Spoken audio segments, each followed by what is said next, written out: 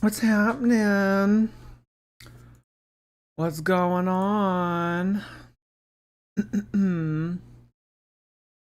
Oh shit, I'm early. Yeah, we are a little bit early.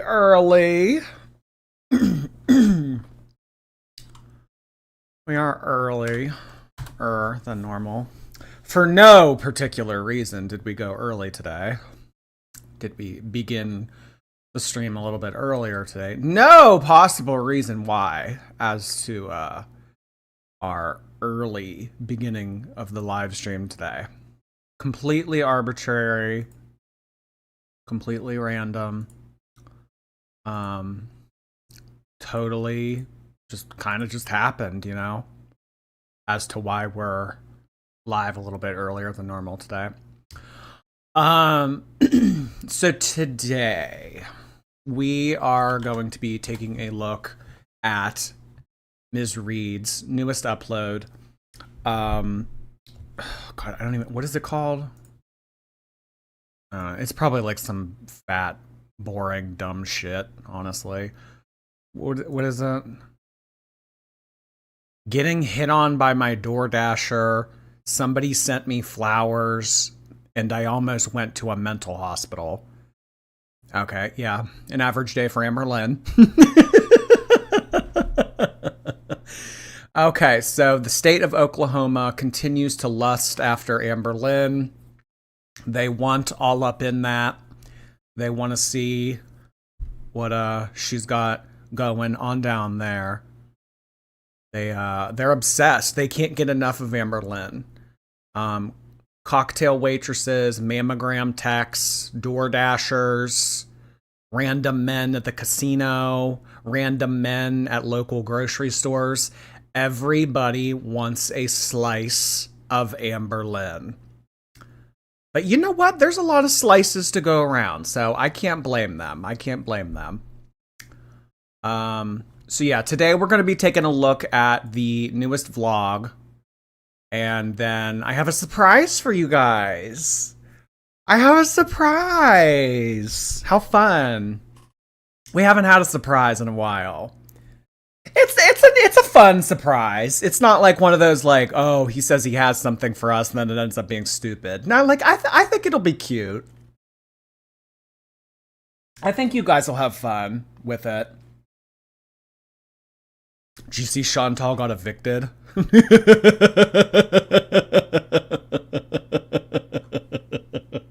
That's not funny. That's not funny. You guys, you know what? The fact that people have had a hand in poor Chantal, freshly back from the Middle East, just trying to enjoy her summer in Canada.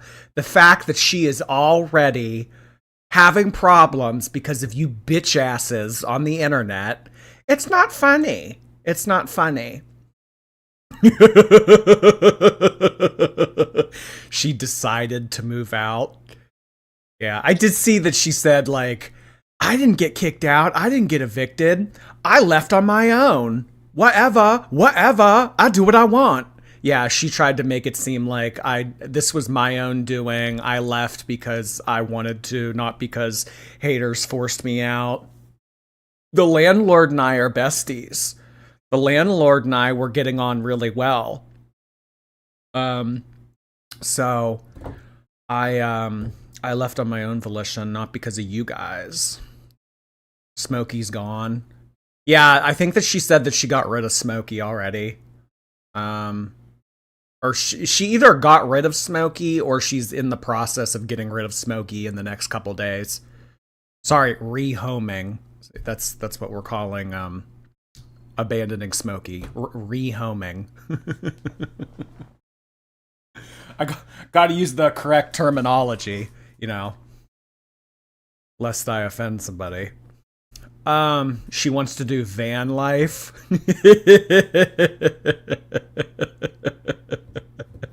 Chantal's gonna be a van vlogger. I love it. Her landlord evicted her. No, she left because she wanted to leave. She left because that apartment was bad vibes. No, she didn't leave because she got evicted. That's misinformation. Who was that? Write that down. Let's sue them for defamation. Get my lawyer on the phone. Who was that? Mods? Get them. Okay, so yeah, if you're just coming on in, we're going to be taking a look at Amberlynn's newest vlog, and then for the second half of the stream, I have a surprise. So the surprise will come second, but we're going to do the vlog first. Where is it? All right, let me pull it up on the big screen here. Getting hit on by my DoorDasher. Someone's that's fat. That's fat. Hooking up via delivery apps. You know what? That's a bariatric crime against humanity. That's not Fat Hall of Fame. Hooking up through delivery apps. Like if you get laid through DoorDash, if you get laid through Uber Eats, that's a bariatric crime against humanity. I don't make the rules. It just is. It just is. That is very gigantic behavior. Hooking up through Grubhub.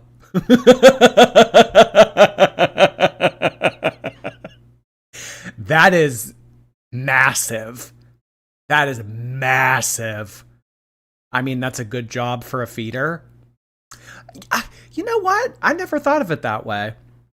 I guess if you wanted to be like old school and you actually wanted to like go out and test the waters and kind of see who you were like taking food to, because in a way, being a DoorDasher is being a feeder. You're bringing people food. You know what I mean? I don't know. Maybe Emily could get her rocks off that way. Maybe Emily should be a delivery driver. Yeah. I could see that. Like her ringing somebody's doorbell and then like propping her elbow up on like the part where they open up the door. Hey, how you doing? It's me, Emily, your DoorDasher. I have your food for you. What are you doing later? When Grubhub is your Tinder, you've got problems. This, you know what? I mean, like, of all of them, there are some that are more heinous than others. Like, I feel like number 4 isn't that bad. I mean, it's fat, but it's not like evil. Like 9 is evil. Like this is like, no, damnation. You're going to hell. 6 is pretty bad. 7 is nefarious. But like 4 and 5, for example, those aren't that bad. Some are worse than others. Okay, we're doing the vlog, and then part 2 of this live stream will be the surprise. Amber's Portuguese Knuckles, thank you so much. Shantel's homeless, apparently.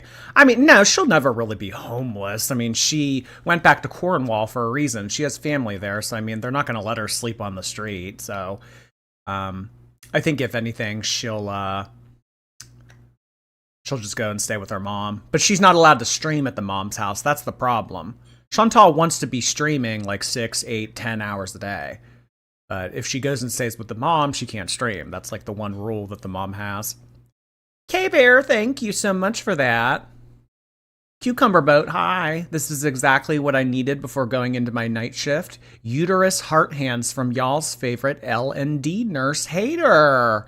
Well, thank you so much for that. I hope you have a great night shift, Cucumber Boat. Hopefully you can listen in on the stream while you get some work done. I love it. Thank you for setting that in. All right, Amber, what you got for us?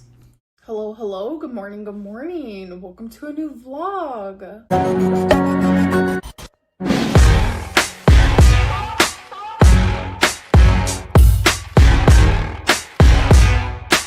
So I just straightened my hair. I'm about to do my makeup. So I do want to talk about something, and I kind of mentioned it. Does she have foundation on right now? I can never. I'm like, I mean, I can sometimes tell. I can't ever tell. Like when people say that they're gonna, quote, do their makeup, end quote. Does that mean like they're gonna put on eyeshadow and concealer and what like all that other shit? Like, does she have foundation on right now? Because foundation is what, like, smooths out your skin, yeah? Or is this just like Amberlynn? Like, no makeup, chillin', hair tied, sweatpants on, that's when you look most beautiful? No makeup. Okay. So she's starting from scratch. She looks weird here. She looks very pale. Like all the blood in her face has left. It's probably assisting other organs. In my life. She's using a filter. Oh, you think that this is a filter? Well, in all honesty, if she is using filters, this probably isn't the best filter for her. She's looking a little long legsy. Live stream. I'm petting the baby boys. He's laying right next to me. He has been glued to my hip. He has always been glued to my hip. But normally he has like a few different like laying spots. But lately it's like those laying spots don't exist. He's just literally glued to my hip. And he has one paw on my leg. It's so cute. I wanted to talk about something that I doubt it. I highly doubt that Wasabi's sitting there. I mean, we've been saying recently that Wasabi doesn't like her. Wasabi has never really gotten along with Amber. That's why he's always kind of aloof and in other parts of the apartment. I could so see her sitting down to put on her makeup and saying like, oh, Wasabi's here keeping me company, guys. Look, he wants to be near me. He wants to hang out in my room. I could imagine. No. I would bet on anything that Wasabi's in the other room or he's far away from Amber right now, but she's trying to make it seem like, oh, we're besties.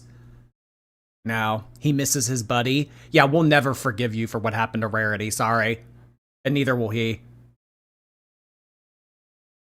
Jord rewind, she said boys. She said boys, plural? He's laying right next to me. He has been... I want to talk about something, and I kind of mentioned it in my live stream. I'm petting the baby boys. He's laying...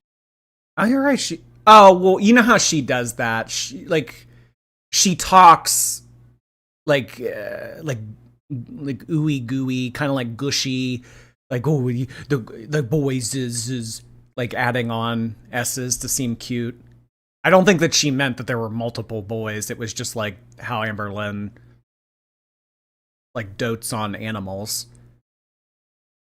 You know what I mean? But yeah, that is confusing, and it is weird that she does that.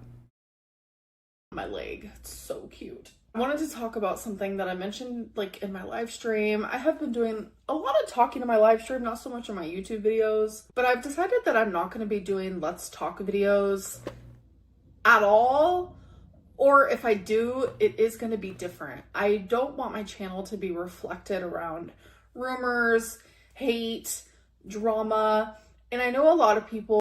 Well, this is a first. I don't want my channel to be drama-ridden.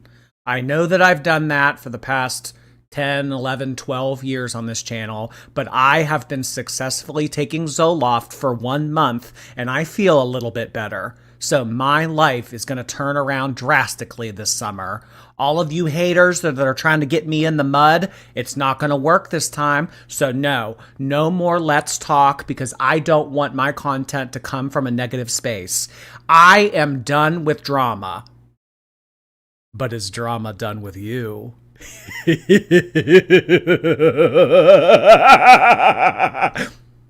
Well, like... when Shantel was going through like the whole cat thing and like people were like, oh my gosh, she's gonna go to prison. People were like coming at me with, Amberlynn, you're boring. I'm gonna go to Shantel's channel. That's more entertaining. Amberlynn, you need to like add a side character, a girlfriend, a caretaker, or you're gonna lose views.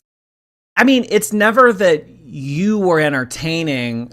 Pretty much, for the most part, the entertainment has always come from outside forces. And what I mean by that is the entertainment from Amberlynn's channel has always come from the side characters, the community, the reaction channels, the ex-girlfriends, the partners of the ex-girlfriends. Like, it's always other people doing work for Amberlynn. The only reason why we had an interesting season from last summer to this summer was because of Emily. Emily had so many skeletons in the closet. There were so many layers to that. We had all the drama happen with Erica and Brittany. There was so much turmoil and so much mud for us to play around in that's why it was fun. It's not because Amberlynn was doing anything. It's because we had more to talk about because there was a little bit more going on in her life. When she keeps her cards to her chest and she doesn't talk about her personal life, she doesn't talk about her love life, she doesn't talk about anything interesting, that's when it gets boring because there's really nothing for anybody to go off of. The only reason why this woman is able to make a living online is because people are surrounding her, looking in, wanting something to chat about. But similarly to season 5, if she doesn't give us anything to chat about or she doesn't open up a little bit, I mean, it's just going to be us watching the day-to-day actions of a 600-pound woman go about her everyday life in her apartment. Like, that's very boring. The entertainment aspect and the buzz around Amberlynn has always been about what's going on peripherally, never the source itself. I mean, yeah, she's had moments. She's had, like, the Panera and the chips and the apple and, like stupid shit like that. I mean, like, Amberlynn has said dumb stuff, but like for the most part, the drama aspect and why we're able to do these live streams is because of all the stuff that goes on peripherally. I don't want there to be peripheral drama anymore. I'm shutting that shit down. I don't care. I would rather like have my sanity over making large amounts of money. As long as I can get by in life, like I'm happy about that. I have been just feeling so much better mentally.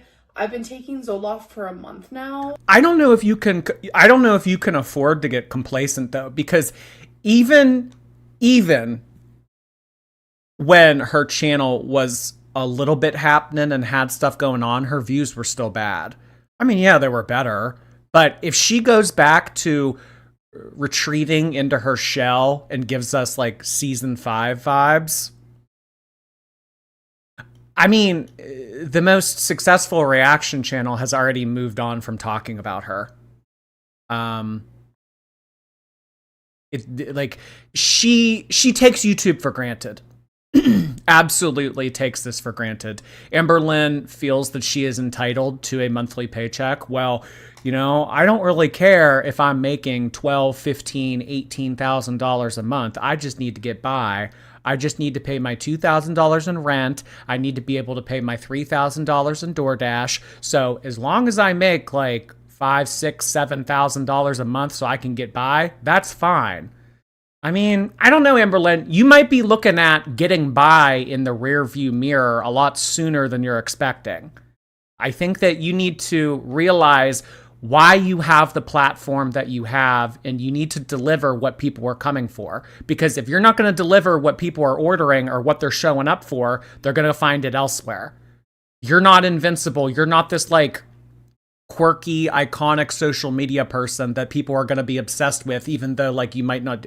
If you truly commit to a boring channel and you truly commit to not doing anything, not fighting with reaction channels, not getting in the mud, not being the Amberlynn that we know you are deep down, people are going to move on. People are going to move on. I mean, look at the amount of people that moved on between season 4 and season 5. Season 5 was a disaster. She lost a lot of money. In December of 2020, she said that she made over $30,000 in 1 month. Amberlynn's never going to have one of those months ever again. Never going to have one of those months ever again because she doesn't have the views. She doesn't have the memberships. She doesn't have the super chats. She doesn't have the interest in her channel. So, I mean, you might be thinking like, oh, I just need to get by, but getting by is going to get by you. You are not entitled to $5,000, $6,000, $7,000 a month just by, you know, showing an Amazon haul or just showing like dumb shit. You're not. You're not. You have to work for it a little bit. You have to cater to what people want. You have to show up. No more of this like taking 2 weeks off shit. No more of that. She is getting complacent. And it's going to bite her in the ass. Miranda, thank you so much. Like the stream, girls would appreciate it if you guys press the thumbs up button. Thank you, Miranda. Moonface, hello. Pearl from the movie Blade is an uncanny resemblance of Amberlynn. Okay, let me look. And I feel the effects of it. I feel it working, and I notice it in multiple areas of my life, and I just feel a lot more positive and happy and light. If people only watch me for drama, then that's not going to be here. I'm not just going to like create drama and create let's talk videos just to. But like, you were never really the one creating the drama. It was always other people doing it for you. So, I mean, like, that's kind of where I like kind of roll my eyes at Amberlynn, because she never really does the work. She never really, she always just has to respond to stuff. She doesn't really have to create the drama. I mean, she creates drama just by existing. I'm not going to come on here and I'm not going to create artificial drama. We don't need you to do that. Just like keep being your dumb self. That's all we ask.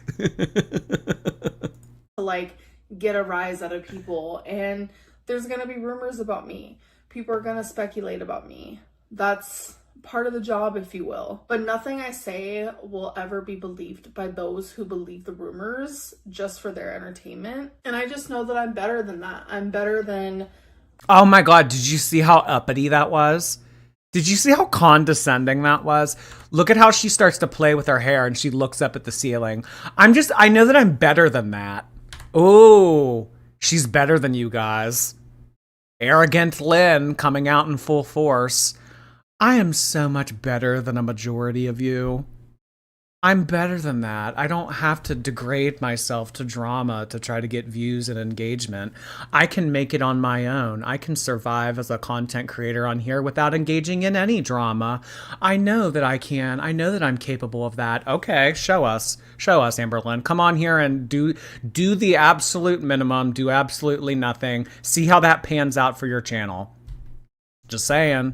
You're not entitled to money. No one is. No one is.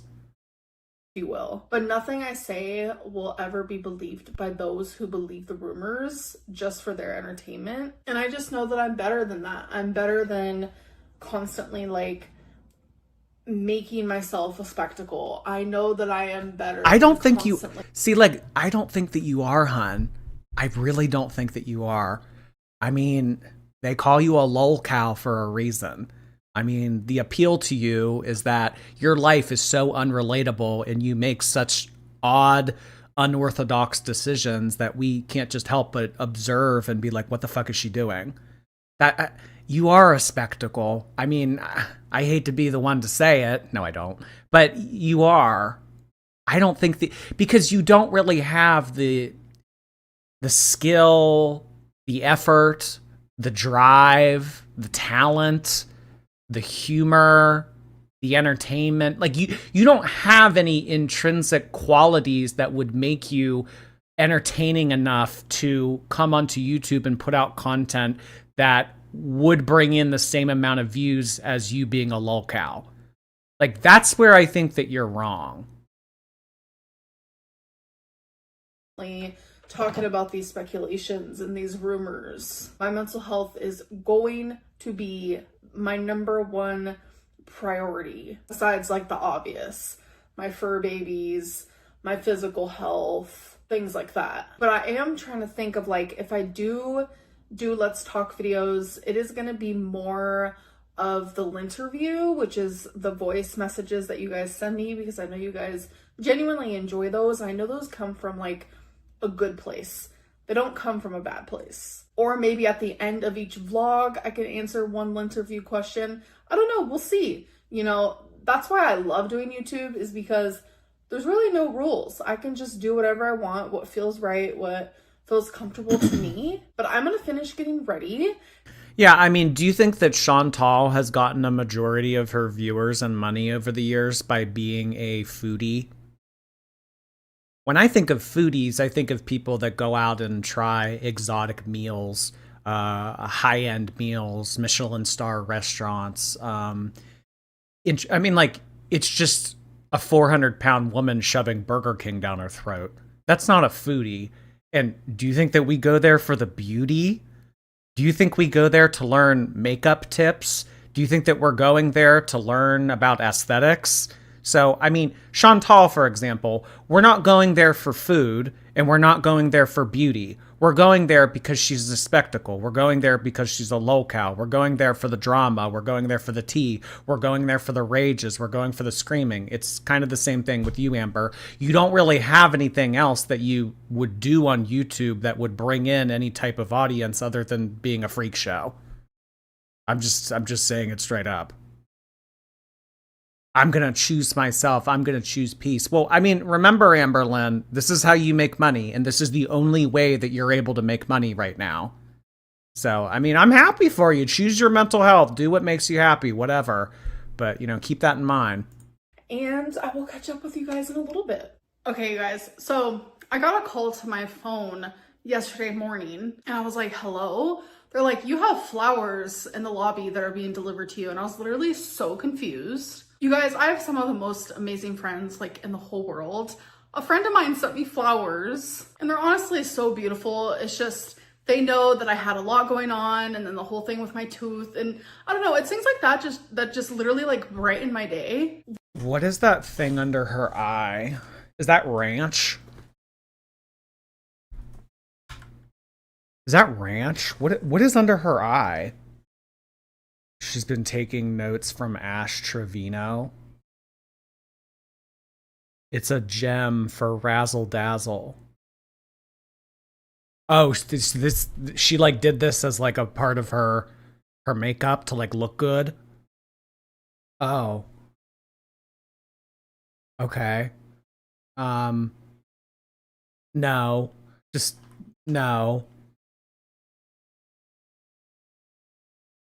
Bubbly Chick, thank you so much for 3 months. Appreciate your membership. Shannon Murphy, hello. First time catching a live since last year. Well, welcome back, Shannon. Nice to see you. Mantha, thank you for 17 months. Getting ready for a potential new man's. How many times should I see him before I mention the girls? Love you, Jordy. Well, if your new prospective partner is the one that's meant to be, opening yourself up and letting them get to know the real you and all of your interests is an important part of that. So I think if they're meant to be, they'll accept you for the way you are. Keep that in mind. It looks like a sad clown. Yeah, it does. Like a sad clown painting. I thought it was ranch. I was thinking, how did ranch get all the way up there? Whole thing with my tooth and I don't know, it's things like that just literally like brighten my day. Look how freaking stunning this is. And not only that, but the vase, phenomenal. Like, I'm obsessed. I am so appreciative and I know you're watching and just thank you so much. Like, I literally love you. I appreciate you so much, like as a friend, as a person in my life. And a lot of you probably know her. It's actually Samantha Pink Sparkles here on YouTube, or Pink Vlogs here on YouTube. Her and I have been friends now for like 7 years. And it's like, the plot twist is she was one of the first 2 people I ever watched on YouTube, like over a decade ago. And I genuinely never thought her and I would ever be friends, but like, she is someone that I can go to and talk about anything with and vice versa. Like, I love her so much. Thank you. Dollar Tree bouquet. I mean, like, in all honesty, these are very basic. Like, I wouldn't look at these and think like, those are beautiful. And I'm not just saying it because like they're in Amberlynn's possession. Like, I genuinely think that these are very basic. The vase. Oh my God, can you believe the vase too? The vase is not anything special either.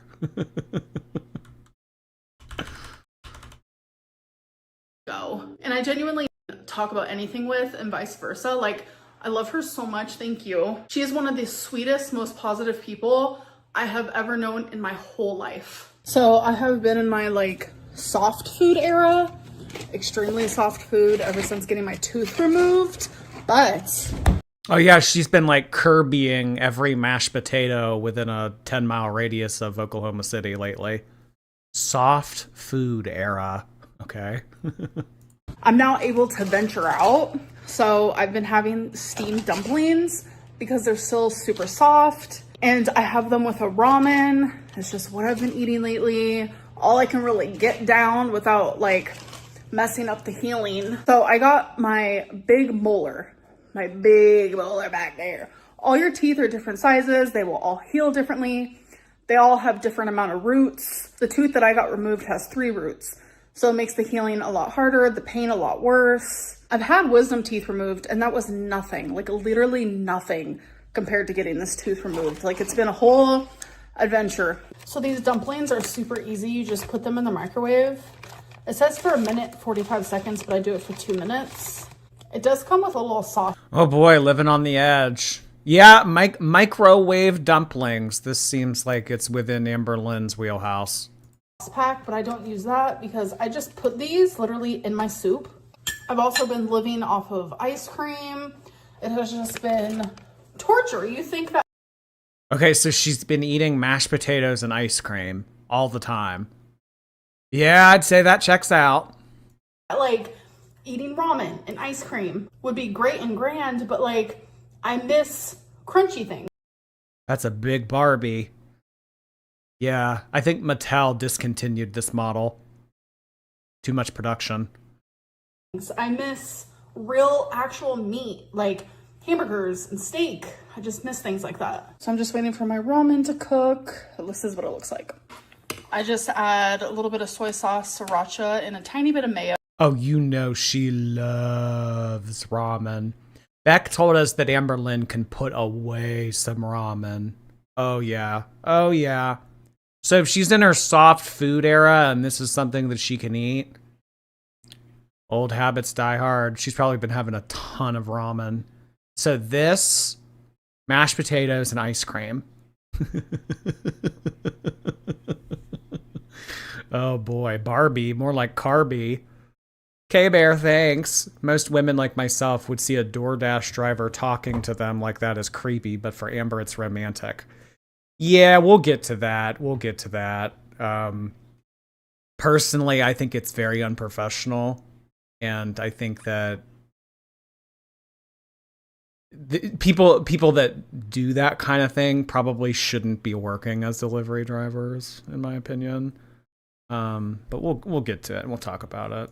Just to give it a creamy effect. After I eat this, I have to remember to tell you guys this random story time about a few nights ago when I ordered ramen from DoorDash. Hello. So it has been like 4 or 5 days since I have vlogged. So I woke up a few days ago and my throat was so dry. Like, I have never felt anything like that ever. And super raspy. I was about to say, has she been bumming cigarettes off the mom? And I'm sure you guys can maybe tell my voice just does not sound right. But I don't feel sick per se. I feel a bit fatigued. So I feel like I'm either getting like laryngitis or I'm just getting a really bad cold. I just feel it all right here. I hate it. So I've just been trying to rest. I've also still been trying to heal with my tooth. And all of that is going really good as well. All right, enough of the tooth shit. We've been healing from the tooth for like 2 months now. Come on. Oh, my tooth. Oh, the molar. Oh, soft food era. All right, she's really dragging us out. Come on. So that's why I've been like away from YouTube. It's just a lot of healing at once and just trying to like... It's just a lot of healing at once. My body's in healing overdrive. Like, be good with my physical health. But I was editing this vlog and I was like, oh my God, there's so many things. Oh my God, I'm so tired of the genie braid. Yeah, who wants to rob Amberlynn and get 3 wishes?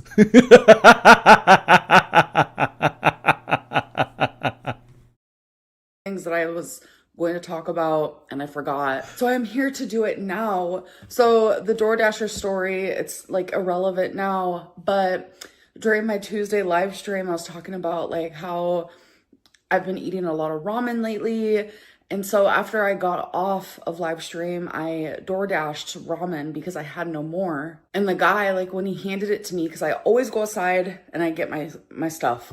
I don't want them to have to go through the lobby, figure it all out, blah, blah, blah.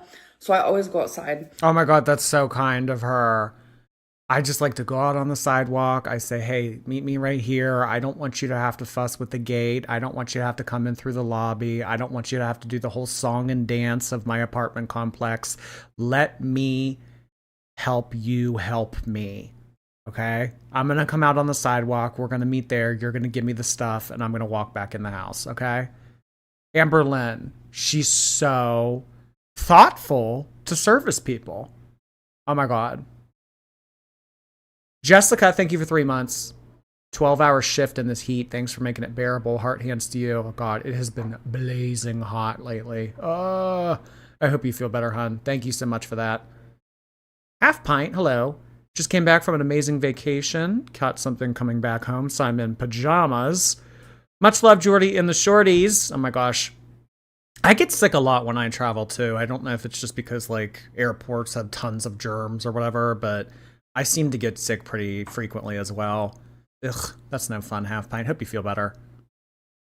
And he winked at me, and I was like, oh my God. And oh my God, look at her blushing.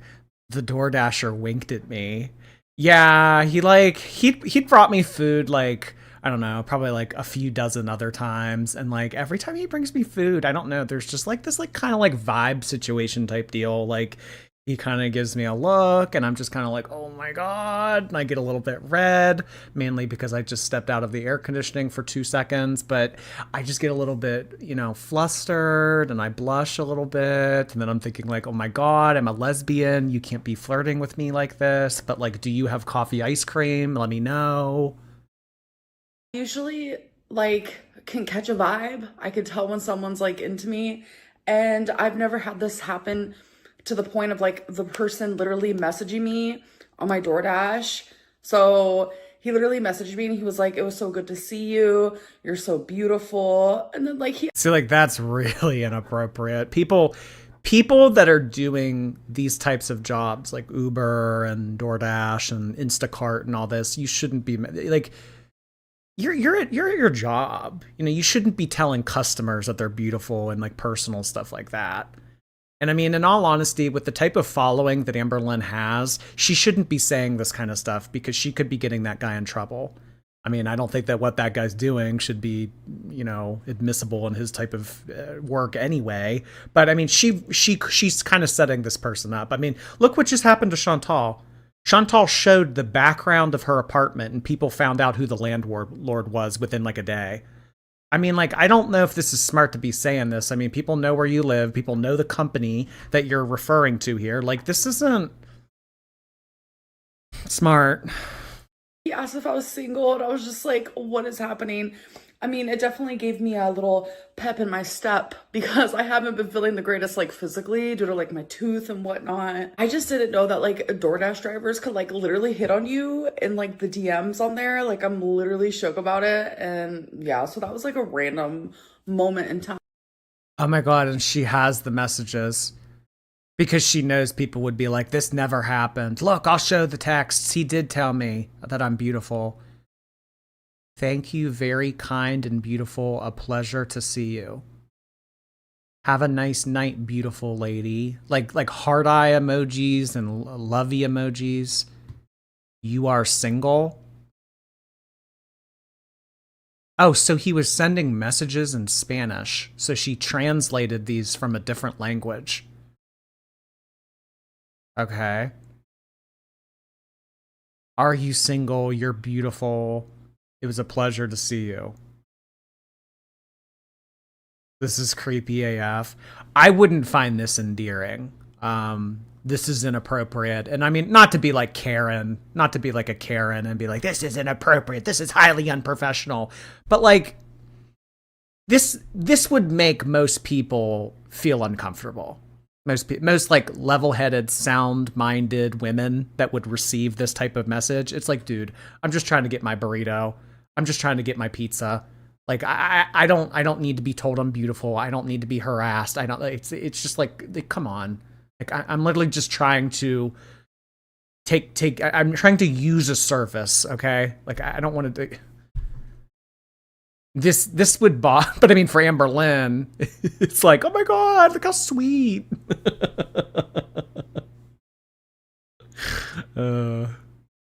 Artsy, thank you so much. The girls remind me of Gloppy from Candyland. I used to love Candyland as a kid. That was my favorite board game. I also like Chutes and Ladders. CC Love, thank you so much for 3 months. Oh my god. Swifty, hi Swifty. Thank you so much for 2 months. Her mirror says 5X like her. Yeah, I did notice that she had a sticker on her mirror that said 5X. It's kind of hard to see, I think, because I'm in the way here. But you guys see this black sticker right here? It says 5X. Even her mirror's fat. I don't know. Does Torrid sell mirrors? Where were we? Around here. Yeah, so that was like a random moment in time. So there's this new show. I have been more on the show grind lately. I haven't been watching as much YouTube. I feel like YouTube is kind of toxic, and here I am uploading to YouTube. It's my job. So a lot of YouTube I just like don't watch as much anymore. There are a few YouTubers I still watch, but I have been like watching some movies and some shows. It takes me a few days to watch a movie. I bounce back and forth due to like attention span. But there's this one new game show. I love a game show. And I'm watching it on Hulu. It's called 1% Club. And I'm telling you, I need to go on that show because I'm sitting here getting every single question right. I seem dumb. I seem very dumb, ignorant, all the words, okay? I just seem very stupid out loud, but I swear on the inside, I actually am kind Well, you're definitely a part of 1%. of smart, and it's like I don't realize it until I watch shows like this where it's like riddles. She really dislikes YouTube, which is so wildly ironic to me, because to be able to be a content creator on this platform and be able to monetize your content and be able to get a direct deposit every month, and it's an opportunity. It is. I don't take it for granted. I know that my channel could get shut down tomorrow. I mean, you know, I'm not saying to like lick the boots of corporations or anything like that, but I think that Amberlynn should be a little bit more gracious and a little bit more appreciative of what YouTube has done for her, in terms of how she's been able to make money and live life for the past 10 years. And random trivia, and I don't know, it's different. It's not like standard trivia. It's like questions you really have to like think about. So definitely recommend. It's a fun show, and I would totally be on that shit. So I also want to talk about the fact that I think I'm gonna go back to having a YouTube schedule. I feel like I thrive under a set schedule. Like I genuinely work better under pressure. And when I don't have a schedule, like I'm my own boss. I let myself like get away with not posting, and I don't like that. Like I enjoy filming, I enjoy posting. I love editing. So it's like having a schedule like means like I have to post. So my schedule that I did for the 10 weeks where I was doing like Let's Talk, I was doing weigh-in, what I ate today, and then a weekly vlog. I want to do something very similar to that, but the difference will be I'm going to be putting my weigh-in and my what I ate today in the same video, and I want to upload those on Wednesday. Mondays, I want to upload a vlog, whether it's just a few days of a vlog, one day of a vlog, or a full week of a vlog. Regardless, Monday will be a vlog. And then Friday, I want to do... Was she going to do her live streams? Did she talk about the live streams and I just like tuned her out? What happened? What about the live streams? And what happened to public live streams too? I thought she was going to do public live streams. Let's Talk.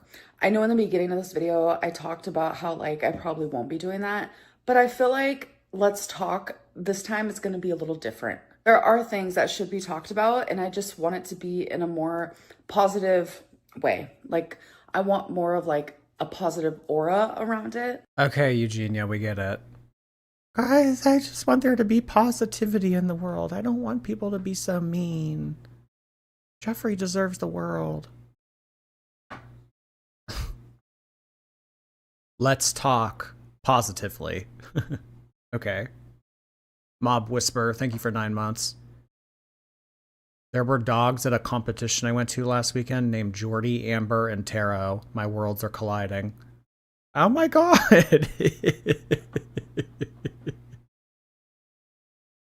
Yeah, I love it. That's cute. Thank you, Bob.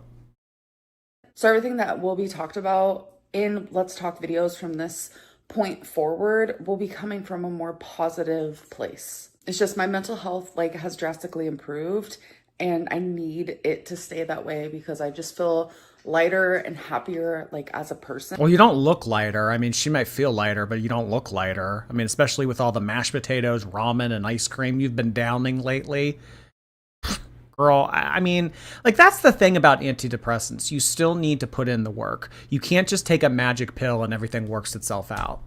Antidepressants numb a lot of the depression and numb a lot of the anxiety, but they don't fix the root issue. You can be happy, you can be stress-free, you can be anxiety-free, panic-free, whatever, on antidepressants, but if you don't fix that root issue and you don't put in the work, and you don't get a little bit of elbow grease, you know, then, I mean, you're just going to be fat, happy, and ignorant. And I mean, in all honesty, Amber, I mean, not to be morbid, but you maybe got 5 to 10 years left. You're at the rate that you're going. If you continue to be 500 whatever pounds, you got 5 to 10 years left. So, I mean, take the antidepressants, feel better, whatever. But if you don't put in the work on top of what those pills are doing for you, then it's all going to be... You're going to end up in the same situation as if you were still anxious and freaking out and spiraling all the time. It's crazy how much, like, when your mental health is so bad, how much that truly affects you. Like, my mental health was getting to the point where, like, there was a moment where I wanted to go to the mental hospital, and I talked to my mom about it. We were actually at bingo. I would say it was about 6 weeks ago. And it's really embarrassing because there's actually cameras outside of bingo. Like, I can't. So I'm like thinking, did they see that? I don't even know. But I had a full-fledged like anxiety attack. I had to literally step outside. I was bawling my eyes out. My mom came, she was hugging me, and I told her some things that are pretty personal. But it was very close to me, like, just checking myself in because I was struggling that bad. And I just feel so. She'll go to a mental hospital, but not inpatient for ED. Well, I guess in a mental hospital, she can still DoorDash to it. So much better. Like, genuinely, Zoloft worked for me years ago, and it's working for me again. And it's ironic, the only reason why I stopped taking Zoloft years ago is because I felt better. My anxiety was better. I wasn't so depressed. Like, I didn't have crazy mood swings. I didn't feel things so strongly. So in my brain, I was like, oh, I'm improved. I don't need to take Zoloft anymore. It's like, no, girl, like, the reason why you feel this way is because of the Zoloft, so you need to stay on it. So it just feels really good to, like, be in such a fucking good place. And yeah, it makes me really happy. So I do have a Torrid haul. I'm not going to be trying this stuff on because, like, I just feel so fatigued. Like, I don't know if this is like... Wow, she can't even stand up to do a try-on haul for her vlog. You can't be arsed to stand up and try on clothes. You're doing absolutely nothing in this vlog.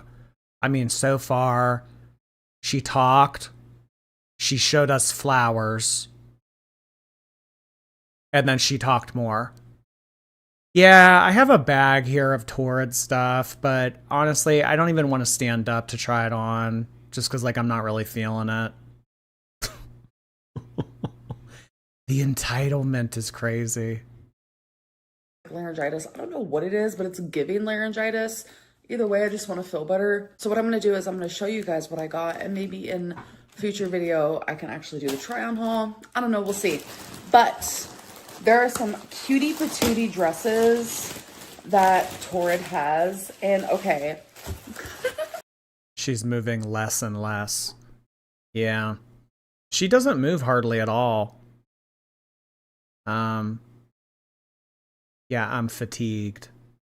I mean, like, if this wasn't like a freelancing job and you had a boss and, like, your boss told you to do something, do you think that you'd be allowed to say, sorry, I'm fatigued? I can't. I mean, with Amberlynn, there would be a new excuse every day. Oh, I'm fatigued. Oh, I have a headache. Oh, my wrist hurts. Oh, I wore the wrong shoes. Oh, my hair isn't in the correct braid. Oh, I have my weird gems on my eyes today. I can't do that. Like, there would be a new excuse for everything. I mean, if you really want to do something, you're capable, Amber. You just don't want to do it. You don't want to stand up. You're lazy. This is cherries. It's giving apron. Like, this looks like what an apron would look like. Tell me I'm wrong. Tell me I'm wrong. I don't know. I really liked the cherries, okay? I love cherries. It's just a thing that me and my mom enjoy together. And I really liked the pink color and the polka dots, and I really like this black. You stole this from Beck. You stole this because this was a very popular meme that Beck started in the Amberverse when you guys were in the Starbucks drive-thru, and Beck said, I look like a big cherry, and then you started to scream, big, big. So then you took that and you ran with it and you made it your own. So, I mean, honestly, as far as I'm concerned, in Amberverse lore and Amberverse history, the cherries are more associated with Beck than they are her. My mom and I just love cherries. Like, we're just, like, so randomly and quirky, iconic. Like, we just love the aesthetic of a cherry. No, this is Beck's thing, sorry. Little tie in the front that would, like, tie in with, like, my black choker. And you guys know, I like to wear darker clothing, but I'm trying to step out into the danger zone. But I don't know if I'm gonna like this now that I see it in person. I guess we'll see when I actually try it on. And then I got this super cute black and white checkered dress, and it has like a red All of these clothes look like picnic blankets. tie. It's the same material as the cherry one. I feel like I'm gonna like this one more, but now that I've seen it in person, I'm over here like, don't I have something like this already? Girl, I don't even know. Like, I genuinely don't know. It just looks familiar, but that's definitely my aesthetic. Yeah, aesthetic. Someone would confuse that for a tablecloth. Black and white. And then, again, in the same material as those first two dresses, we have a... Oh my god, Torrid loves... Not just Torrid specifically, but I've noticed fashion merchandising loves to push Minnie Mouse and Disney on fat women.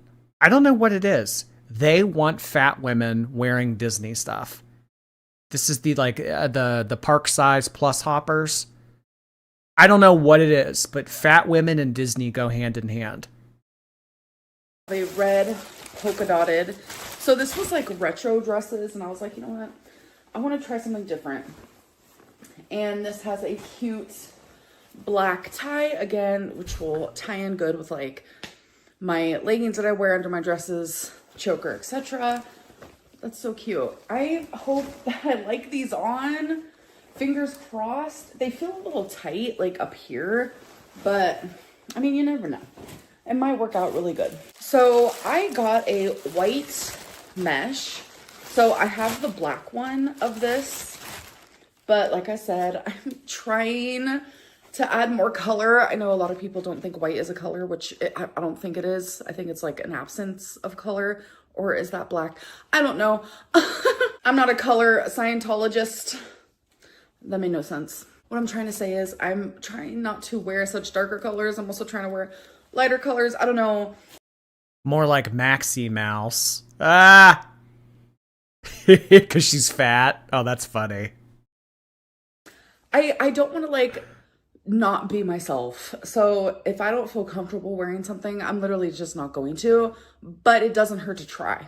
And then last but not least, we have one last dress, which is a black and white one. This one is so freaking cute. This is my favorite for sure. I know I always say I don't like floral, but when it's something, I was gonna say subtle, this feels subtle to me. It's not like that.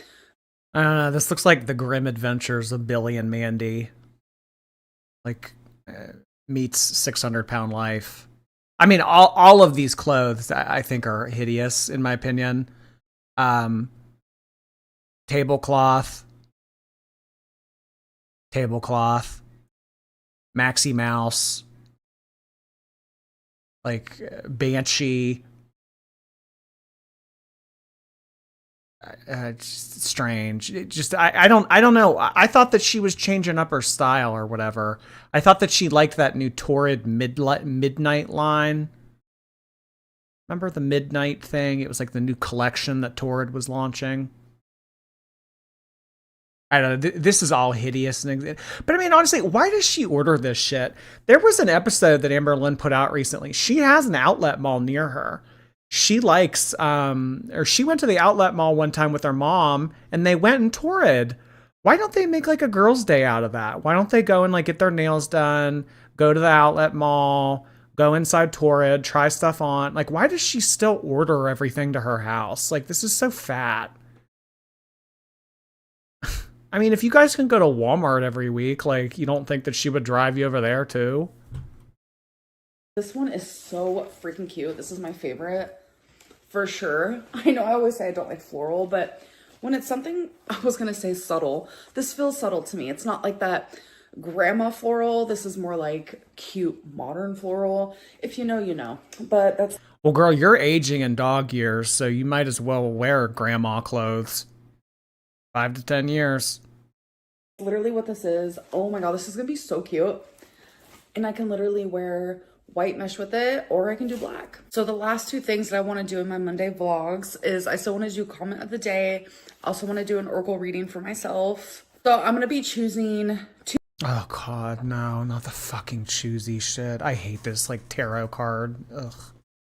All right. While she does fortune telling with you guys, I'm going to go piss. 2 cards from Life Happens and 2 cards from What's the Vibe. And I am just going to completely be editing out all the shuffling, and I'll show you guys my 4 cards. All right, so my first card is signs. And the signs say risk, opportunity, and safety. Second card is love. Tension, stressed out, migraines, and worry is my third card. And my fourth one is soulmate, twin flame, friendship, romantic partner. Wow, this one is very clearly saying something, and I think I'm going to be journaling about this one. If you guys are tarot readers out there and you guys come from an unbiased area of your heart and your intuition, then you guys can read this for me if you want to and interpret it in the way that you would like to. But I'm going to do this one in private. So sometimes I will... No, it was last week when she pulled out a tarot card. She was doing tarot cards for people at the end of her live stream. And then she was like, okay, I want to do one for myself. And then she pulled one out and the card was like fat bitch or something like that. Wait, it didn't say fat bitch. It was like... What did it say? It says something like that she didn't like. Desperate. That's the tarot card called her desperate. Girly Pop didn't like that. Juliet, thank you so much. We're so into 600 LBs. Thank you, Juliet. Daily Joy, hello. Finally caught another live on my way home. The only thing Amber is losing is money. Losing everything except weight. Thank you, Daily Joy. Welsh Cat, hey. Got paid and heard it's fun to give you money trying to get colleagues into girl world, but it's a hard sell. There's 2 obese women in North America. All right, hear me out. Giving people at work the Amberlynn and Shantel pitch. The universe reading her to filth. Yeah, and she blames reaction channels. Like, girl, blame the cosmos. Interpret my cards for you guys, but I just feel like that one's personal, which is okay because that's a boundary for me. So here's comment of the day. This is from the last video that I uploaded, and from here on out, whenever comment of the day is going to be more positive now. Comment of the day needs to be more upbeat. It's going to say like, Amber, like, you're doing so well, I believe in you, keep killing it, girly pop. And then she's going to say, oh my god, thank you so much. I do comment of the day in my Monday vlog, it's going to be pulled from the Monday vlog prior. All right, so today's is from Tybalt, and she's gone. Well, I'm back, and I will see you guys on. Okay, this vlog was absolutely terrible. Literally nothing entertaining about this vlog whatsoever. This was absolutely horrible. She probably should have never uploaded this, in all honesty. I would say the most entertaining part of this whole vlog was probably the fake flowers. But yeah, just this was horrible. Just absolutely god-awful terrible. All right, are you guys ready to look at some fun stuff? Are you guys ready for the surprise? I did mention earlier that there was going to be a surprise. Who wants a surprise? Come on, who wants a surprise? Surprise! Okay. So as you all know,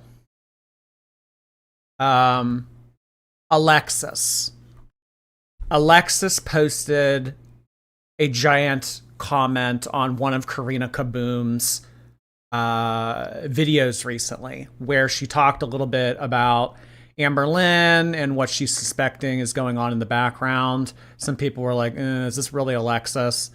So clicked on it. If you click on this username, it takes your channel, so it's actually her. So Alexis posted on Karina Kaboom's channel and said, I'm going to come out of retirement for a second. She's with that Danielle girl. The girl who's had a partner for over 10 years and she's been talking to off and on since the fall of 2023. Amber used to go insane over Danielle. She mentioned recently that the friend in her life is not new, which technically she's not, kind of what we've been saying. Well, she's probably with she's probably with Emily, because then she could be like, I'm not talking to anybody new. My love life is closed. No more of that. I'm not no, I'm done with love. So yeah, this is kind of like the whole thing. It's like, well, she wasn't technically lying because she has known this person. So Emily, but Alexis here is suspecting that it is, in fact, Danielle. More than likely, she and Danielle have now met face to face, and I bet you Amber will spiral soon when Danielle goes back to her partner again. Danielle also slept around with a bunch of other people and would tell Amber, and Amber would flip the fuck out when they were, quote, talking. I don't know what it is with Amber thinking that she has a claim to these people that are in marriages. That's wild to me. I mean, to be dating someone that's married and thinking that you have a claim to them and that you should expect monogamy. I mean, the whole principle of your relationship is faulty. The foundation of your relationship is shit because they are being unfaithful to their partner. They're cheating on their partner for you. So you're going to expect monogamy from someone that can't even give that to their person that they're together with? That makes no sense. That's why it's always not a good idea to fuck with cheaters. It's not a good idea to get involved with married people, because if they'll talk to you and, stray away from their own relationship, who's to say that they won't do it to somebody else?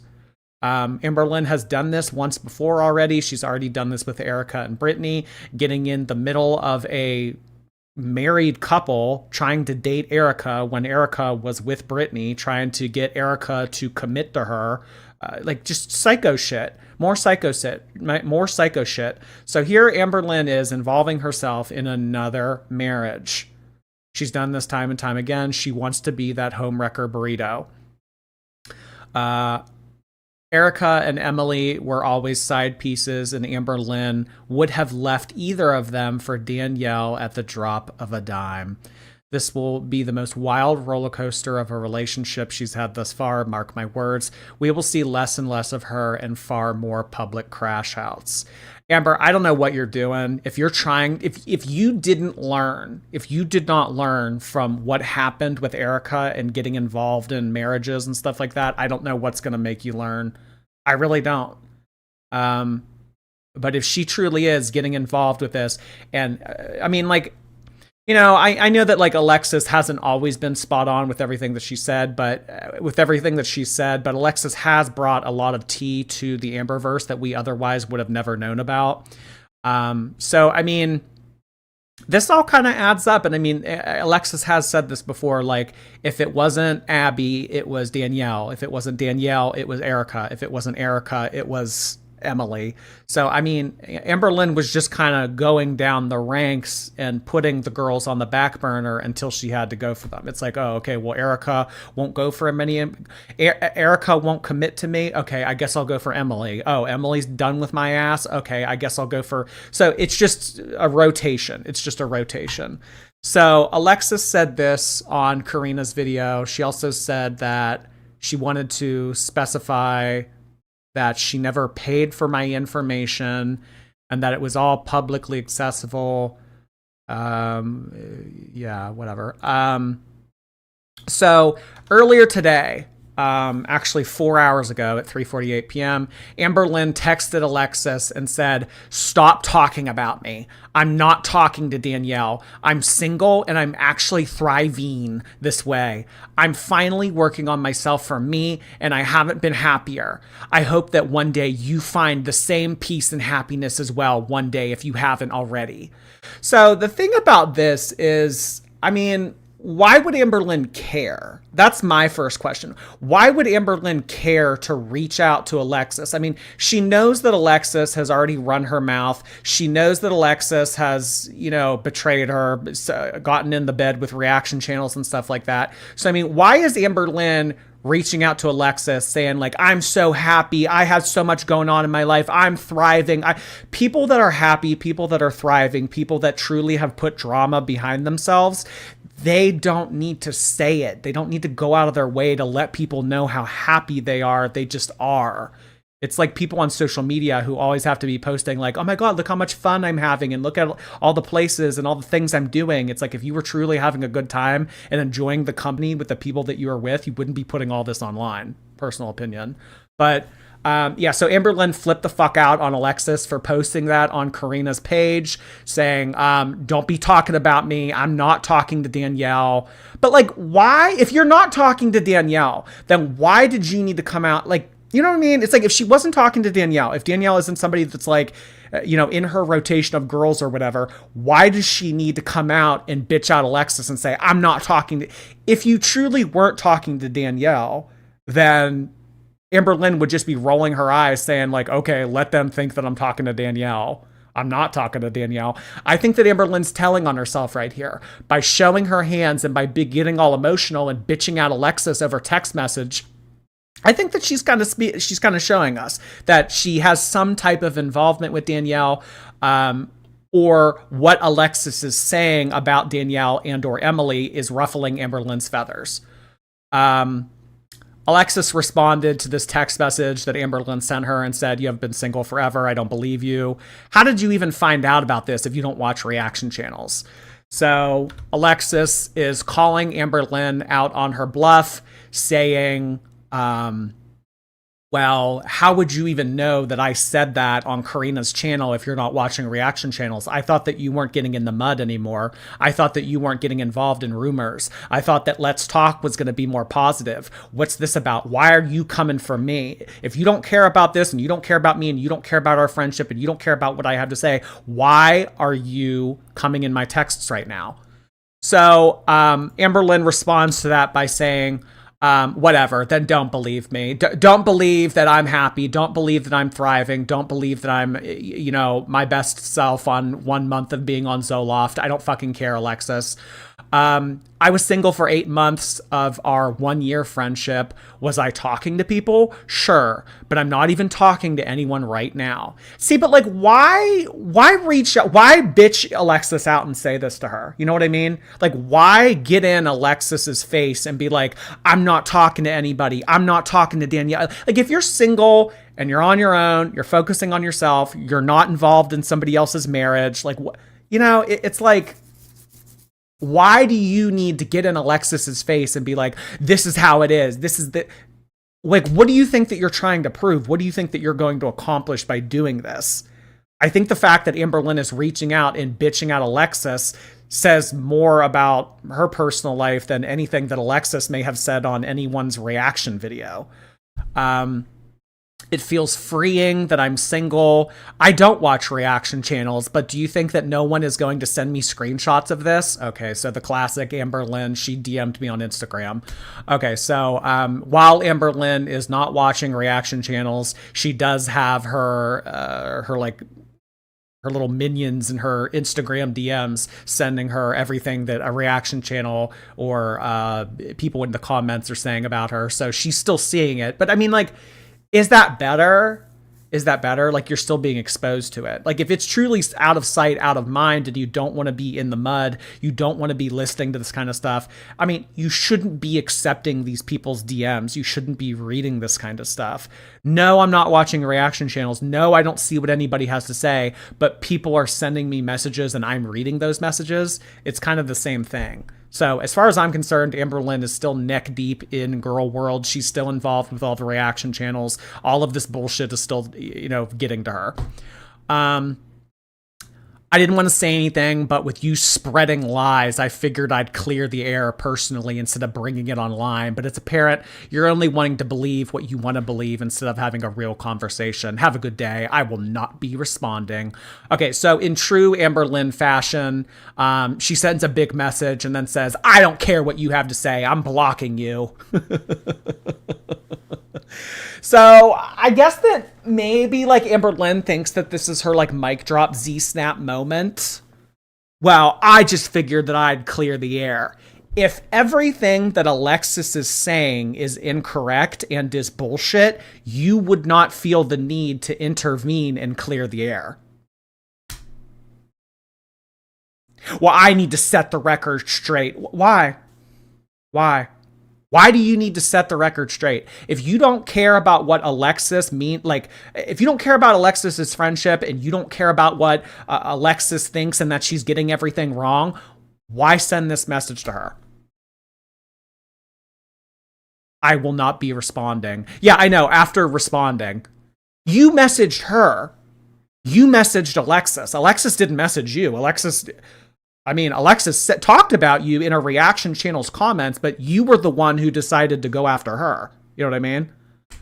I will not be responding. Have a good day. I just think that this is weird, in all honesty. But this happened a few hours ago. Those were the text messages that were sent to Alexis. Alexis also followed up with this. I don't know if Amberlynn ever read this because she said that she wouldn't be responding. But she went on to say that Amberlynn was only ever single because she was waiting for someone to commit to her. Danielle being at the top of that list. When it wasn't Danielle, she would fall back on Erica. And when Erica wasn't committing, she would fall back on Abby, the 20-year-old. And then when Abby wasn't committing, it was like, well, all right, Emily, let's give this a go. I love you, I guess. So Emily was the main girl of the season. And Emily was someone that was willing to commit to Amberlynn because she had special interests, aka getting laid on by Amber. She was using Amberlynn to fulfill some type of sick fantasy that she had going on. I think that you forget I was involved in all these friendships. If you're not talking to Danielle, then you're definitely still talking to Emily, which is embarrassing on both of your behalfs. I never said you and Danielle were officially together. I just expanded on why that could be a possibility. By the way, your content's boring AF. Can you have some kind of episode to keep it interesting? Thanks. So I agree with this. I think that Amberlynn is still doing her rotation. I think that after she broke up with Jade, she wasn't able to move on to a new caretaker for a monogamous commitment like she had with Jade. So then she started to improvise, and she was like, okay, well, if I can't have somebody, let me get a rotation of girls and let me see what the best situation is that I could probably get myself into. And then whatever best offer presents itself for my love life, that's what I'll take. So she has preferences. She would like to, in a perfect world, Danielle is her girl. Danielle is her caretaker. Danielle is her everything. But Danielle doesn't want that. Danielle doesn't want Amber the same way that Amberlynn may want her. I mean, this is like, everyday life. And I mean, this is kind of how dating apps go. Like if you use Tinder, if you use Hinge, if you use Bumble, like, this kind of stuff. It's like you match with multiple people and it's like, oh, well, I really like him, but they're not responding to me. So I guess I'll talk to you. Oh yeah, you're cute. All right. We have good conversation. Oh wait, that person's messaged me back. Okay. You become my number one priority now. This is kind of what Amberlynn is doing with all these girls. So, I mean, I think that she has a tier list in her head, Danielle being at the top, and then like it drops a little bit. It goes to Erica. Okay, Erica betrayed me. Not going with Erica anymore. Okay, Abby's 21. No, like I'm not doing Abby. All right, Emily. So yeah, I think that she is playing these games because really this is the only thing that Amberlynn can get at the moment. And relationships and having a caregiver, having a girlfriend, that's paramount to Amberlynn. That's like the most important thing to her is having a girlfriend. You know what I mean? So if she can't have a girlfriend, if she can't have a caregiver, she'll continue to play this game where it's like, okay, well, can I get you to commit to me? Do you like me? All the while, she still has her safety net that is her mom. At the end of the day, she still has transportation. She still has means to get to her doctor's appointments. She still has a way to get to Walmart. She still has, she has her mom. So her mom is the safety net. Her mom is the safety net. And then she's just kind of like in the background playing these games with these different girls and seeing which one, will kind of give her the most attention. Because I think that she's bored otherwise.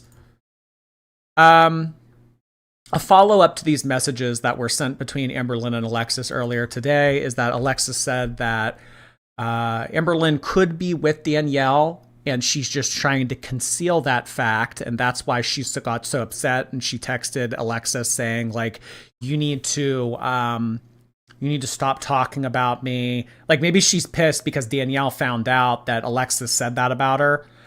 Because I think that all of the side characters of Amberlynn, I think that they're neck deep in girl world. I do. I think that they watch all the reaction channels. I think that they go on the forums. I think that they're very well versed in what's being said about them.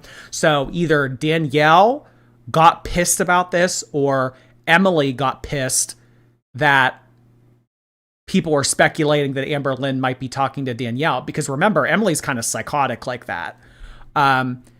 Maybe she's with Emily and then Emily got pissed that there's a rumor about her being with Danielle. Both reasons make sense. Or she could be with somebody new entirely. And Alexis saying this kind of stuff is maybe like ruining the chances that Amberlynn could have with a new girl. And I said, yeah, this kind of makes sense because Danielle knows about Girl World. She knows about you guys. She knows about the channels. She knows about Alexis. She knows about all of this. She knows that we know about her marriage and, the fact that she steps out on her wife and all that other stuff, which we'll get into in a little bit. But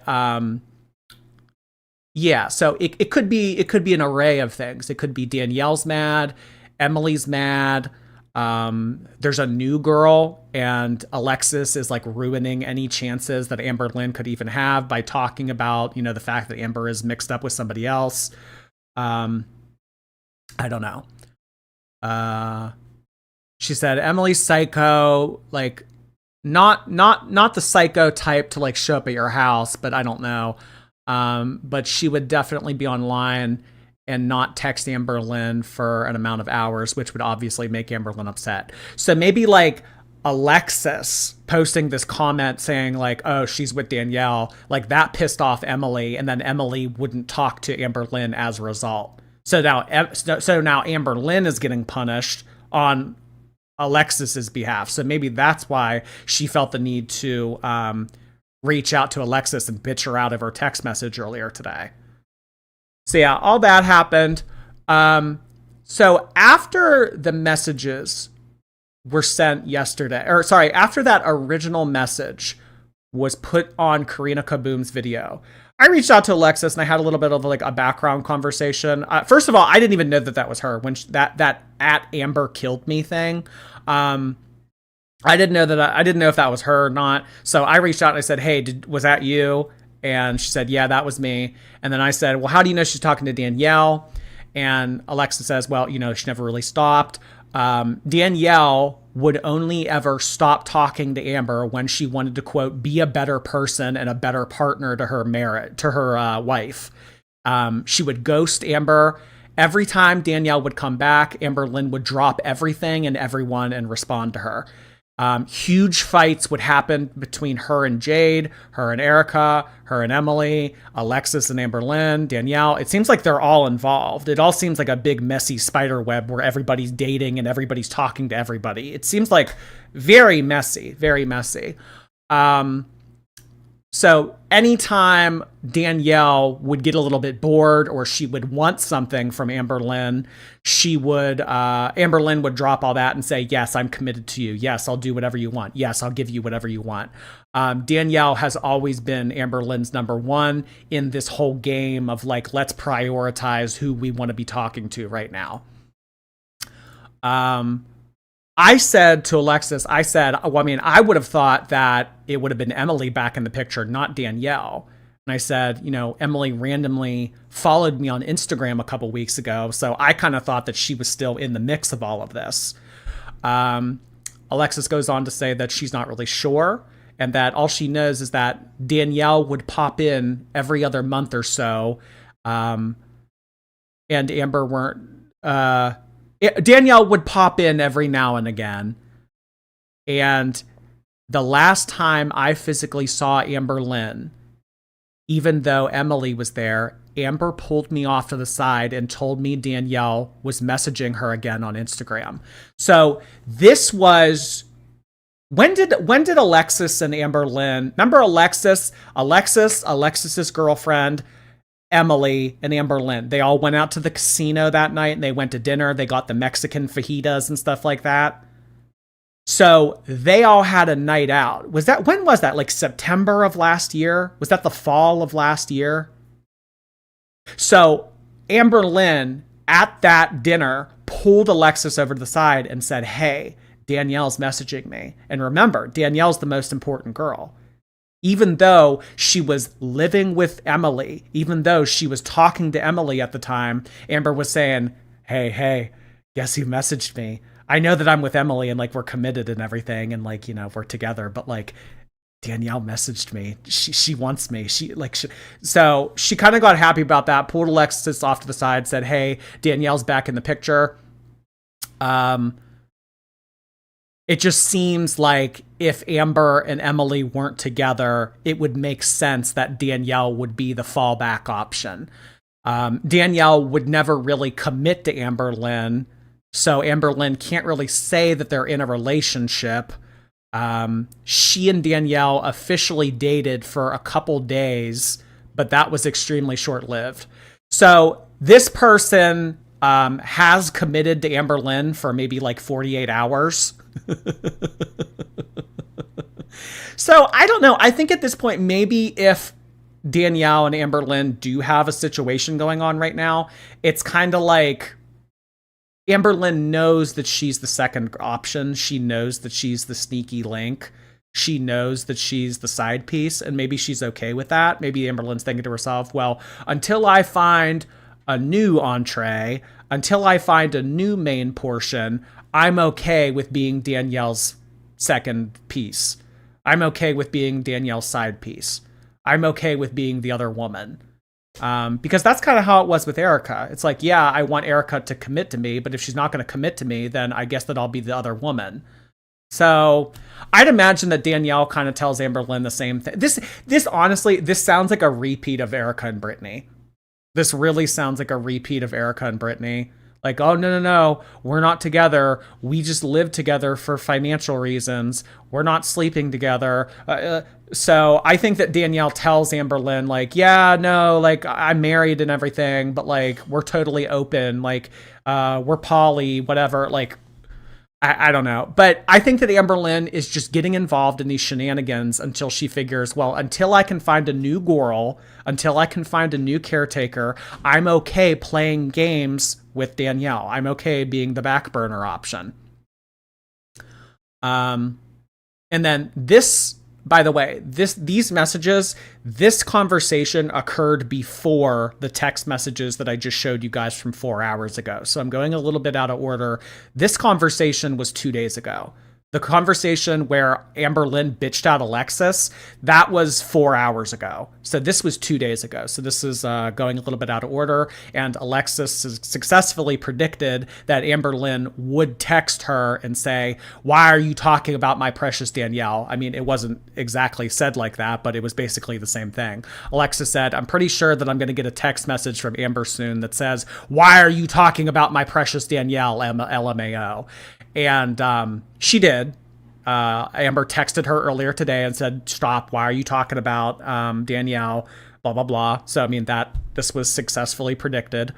I said, "Why does Danielle know about Girl World?" Because we have heard a little bit about Danielle, but not too much. Like, she's kind of just been like peripherally involved in stuff. Alexis says that Danielle knows about Girl World. Danielle made Amberlynn promise to her that Amberlynn would conceal her identity no matter what. Danielle doesn't have a fancy job or anything. She just has a partner and sleeps around. She would be pissed knowing that I have been sent multiple of her pictures. So I think that Alexis knows more about her relationship with Danielle than she is disclosing here, which is fine. Like, I don't want pictures of Danielle. Like, I don't need to see what this girl looks like and everything. Like, I'm not interested in doxing her. But Danielle is very on high alert because I think that she's very aware of what has gone on with Amberlynn on YouTube, what has transpired between Amberlynn making her relationship with Emily public, and she doesn't want any part of that. She doesn't want involved in Girl World. She doesn't want you guys knowing who she is. She doesn't want you guys finding out who the wife is. She doesn't want to be thrown to the wolves the same way that Emily was last summer. So she doesn't want that for her. And then I said, I wonder if Danielle's wife cares. And she said, I think that she does, but I think that there's just a lot of history.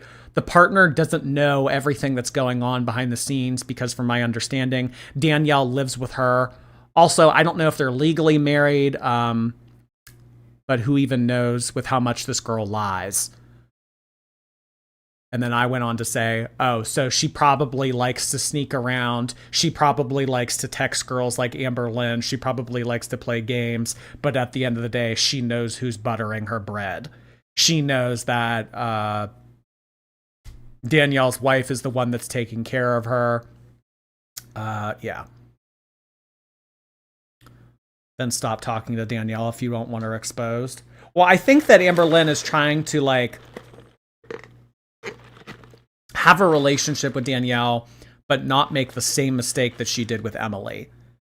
Like, she doesn't want the same mistake to happen of, like, us finding out who Emily is, us finding all of Emily's accounts on FetLife and Phoebe and, like, all these other weird-ass websites. She wants to have that but, like, the way that Amberlynn needs to think about it is, this is not a good way to start a relationship. The way in which she tried to start a relationship with Erica was horrible. You are trying to take someone away from their wife. Oh, I know that she'll be like, I didn't know that she was married. She told me that they were just together for financial reasons. They're not actually a couple. Don't be so naive. Don't be so naive. 2 adults are living together. 2 adults are married. 2 adults have been together for years. Oh, but they're just friends and they're just sleeping. They're not sleeping together. They're just together. Like, don't be so naive, Amberlynn. You're not that stupid. You're really not that stupid. But if this is how you're planning on starting a relationship, by taking someone away from their, like, anyone who is willing to leave their marriage to be with you would do it again. Like, that's the thing that I've always thought about, like, cheating. Like, if you're going to be dating someone that's in a relationship or dating somebody that's married, it's like, I mean, if they'll leave them for you, then why wouldn't they in the future leave you for another person? She loves being a homewrecker. It strokes her ego. Which is, I guess, just like something I can't relate to. I don't understand the satisfaction that one gets out of ruining marriages or ruining relationships. I guess, like, the only way maybe I could, like, understand Amberlynn's way about her going that would be like, well, I'm so miserable, everybody else needs to be miserable too. If they'll cheat with you, they'll cheat on you. Yeah. And I mean, like, all of Amberlynn's like relationships after Jade, like the way that they've started, extremely messy, extremely messy. Erica, married. Emily just had a partner that passed away 2 months prior. Danielle in a relationship. Like all of these are not good foundations. I don't know. I also said I wonder if Amber buys Danielle stuff. Because I mean, like, really, what is the appeal? I mean, like, unless Danielle has like a fat fetish or whatever, like, what is the appeal here? Like, is Amberlynn her sugar mama? Is she buying her stuff? Like, why does Danielle continue to give Amberlynn the time of day? You know, like, what does she see in Amberlynn? Because, I mean, like, there's a lot of people, like, if you're looking for a sugar mama, there's a lot of different people that you can get. I mean, like, you know, you obviously must have some type of reasoning. Like, is it purely financial? Is she like a fat chaser? Like, what is it? Alexis says that Amber used to tell her that Amber would send hundreds of dollars to Danielle at a time because Danielle promised that she would pay her back. But in all honesty, I don't think that Danielle ever did. So, I mean, if it's a financial thing, if Danielle is just using Amberlynn for money, that's kind of sad. But I mean, you know, it's kind of like when you get to a certain weight, when you get to be a quarter ton, it's like people will really only care about you. Or I'm not saying that that's like foolproof and it's not like 100%, you know, but for the most part, most people, when they're looking for a partner, when they're looking for a significant other, they don't want somebody that's immobile. They don't want somebody that, you know, can't operate a vehicle, is constantly in and out of the ER, is terminally sick. So, I mean, they're going to be looking for some type of incentive. So in the case of like getting involved romantically with Amberlynn, you're either going to be into fatties, it's going to be like your kink or whatever, like it was for Emily, or you're going to be financially exploiting them. So because Danielle, I mean, and think about it, like Danielle's never met Amberlynn face to face. I mean, maybe they have by now, maybe they haven't, but what does Danielle see in Amberlynn? Danielle is someone that has never met with her. So it's like, if she's receiving hundreds, if not thousands of dollars from Amberlynn, I mean, that could be incentive enough to give Amberlynn the time of day. You know what I mean? Danielle only wants attention and money from Amber. How ironic. Amber really is a pay pig. And I mean, like, the older that Amberlynn gets, I mean, the harder it's going to be for, I mean, the older and the more heavy that Amberlynn gets, the more difficult it's going to be for her to find a genuine partnership. I mean, I think that the last genuine partnership that she had was, you know, for some facets and some instances of her relationship with Jade. I think that at one point her relationship with Beck was genuine. I mean, even though she treated Beck terribly. But it's going to be harder and harder to find a genuine relationship like she was able to find in her late 20s, early 30s. So she's going to have to continue to buy love. She's going to have to bring something to the table, because otherwise no one's going to want to get into a relationship with a quarter ton person that's immobile, needs their ass wiped, needs driven around, is a bitch to deal with. Like, you really aren't filling out a lot of the pros. You're just a lot of cons. So, I mean, I don't know if Amberlynn is continuing to sell or send this girl money or what, but I said, Amberlynn is only comfortable from shifting gears from being taken care of to being a sugar mama and sending girls money because she knows she's locked down a full-time caregiver in her mom. Amberlynn doesn't necessarily need a caretaker as direly as she had in the past. When we were transitioning from season 5 to season 6, and Amberlynn and Jade were in the process of breaking up, and Amberlynn was like, should I move to Oklahoma? Should I try to stay here and make it work? Amberlynn was kicking it into top notch, trying to find a new caregiver so that she did not have to move to Oklahoma. But now that she's in Oklahoma, she's settled in Oklahoma, she's acclimated to Oklahoma, she can have all of the caregiver duties fulfilled by her mom, and then she can kind of have a different type of mindset toward finding a new partner.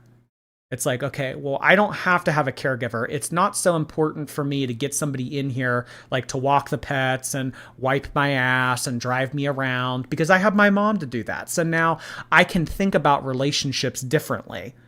So I think that that's why she's kind of playing sugar mama here, and why she might feel comfortable sending money to people.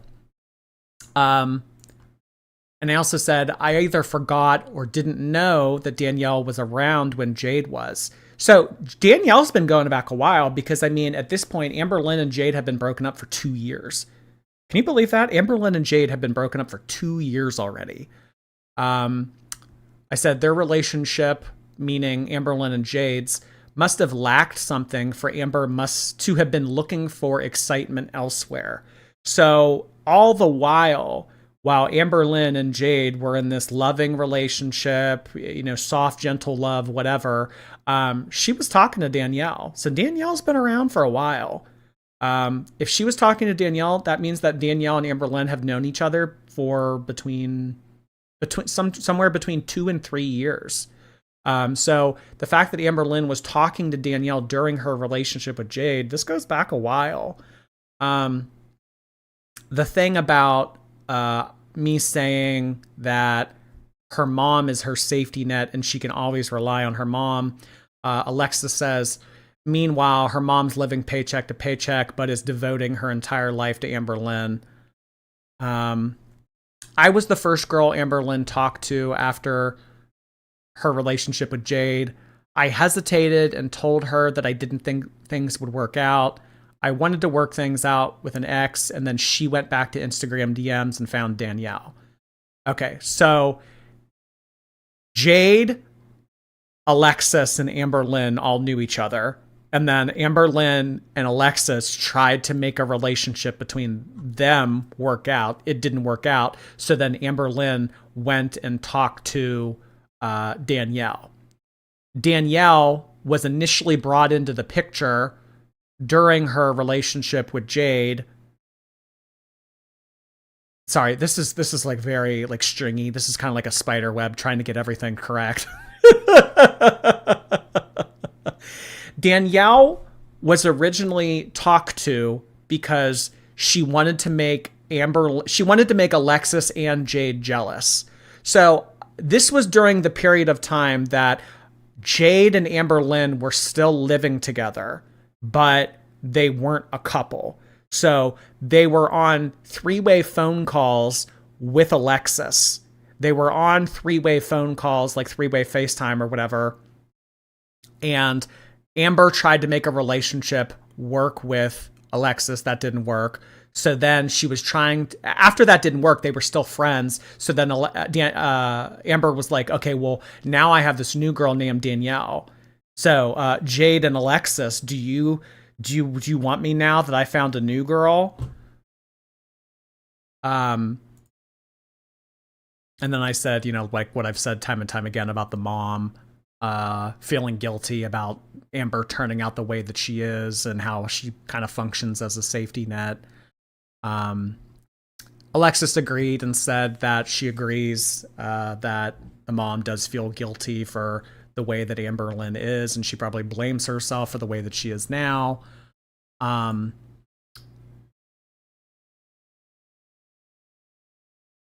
She agrees that Amber needs to stop being enabled by her partners and her mom, but that's never going to happen. Amberlynn's platform assures that she can and will always find someone to take care of her, which is probably true. I mean, there's some desperado. There's somebody out there that's willing to wipe down Amber and be a part of things.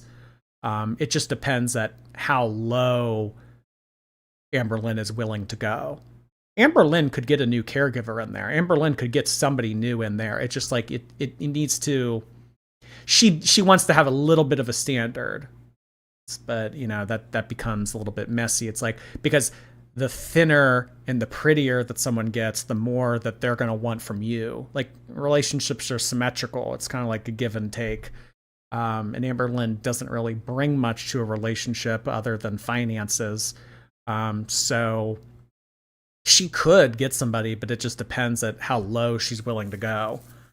I said during the time that Amberlynn and Jade were broken up. So that would have been the summer of 2023. So that would have been any time from July of 2023 to the fall until she moved to Oklahoma. I said, why did she feel that she needed to talk to Danielle to make Jade jealous? And she said, because Jade was hitting on me. So during the summer of 2023, Alexis, Amberlynn, and Jade were all talking to each other on three-way FaceTime, and they would do this for like hours a day. Jade and Alexis started to form a little something something, and then that made Amberlynn jealous. So Amber was saying, well, if Alexis isn't going to love me, and if Jade isn't going to love me, then I'm going to go find somebody new, and I'm going to make both of y'all jealous. So Jade asked for Alexis's number on multiple occasions, and then when Jade and Amberlynn got in that big fight at the end of season 5, and she was like, I'm not taking your ass to Oklahoma. You can find your own fat ass way to Oklahoma. I'm not taking you. You could.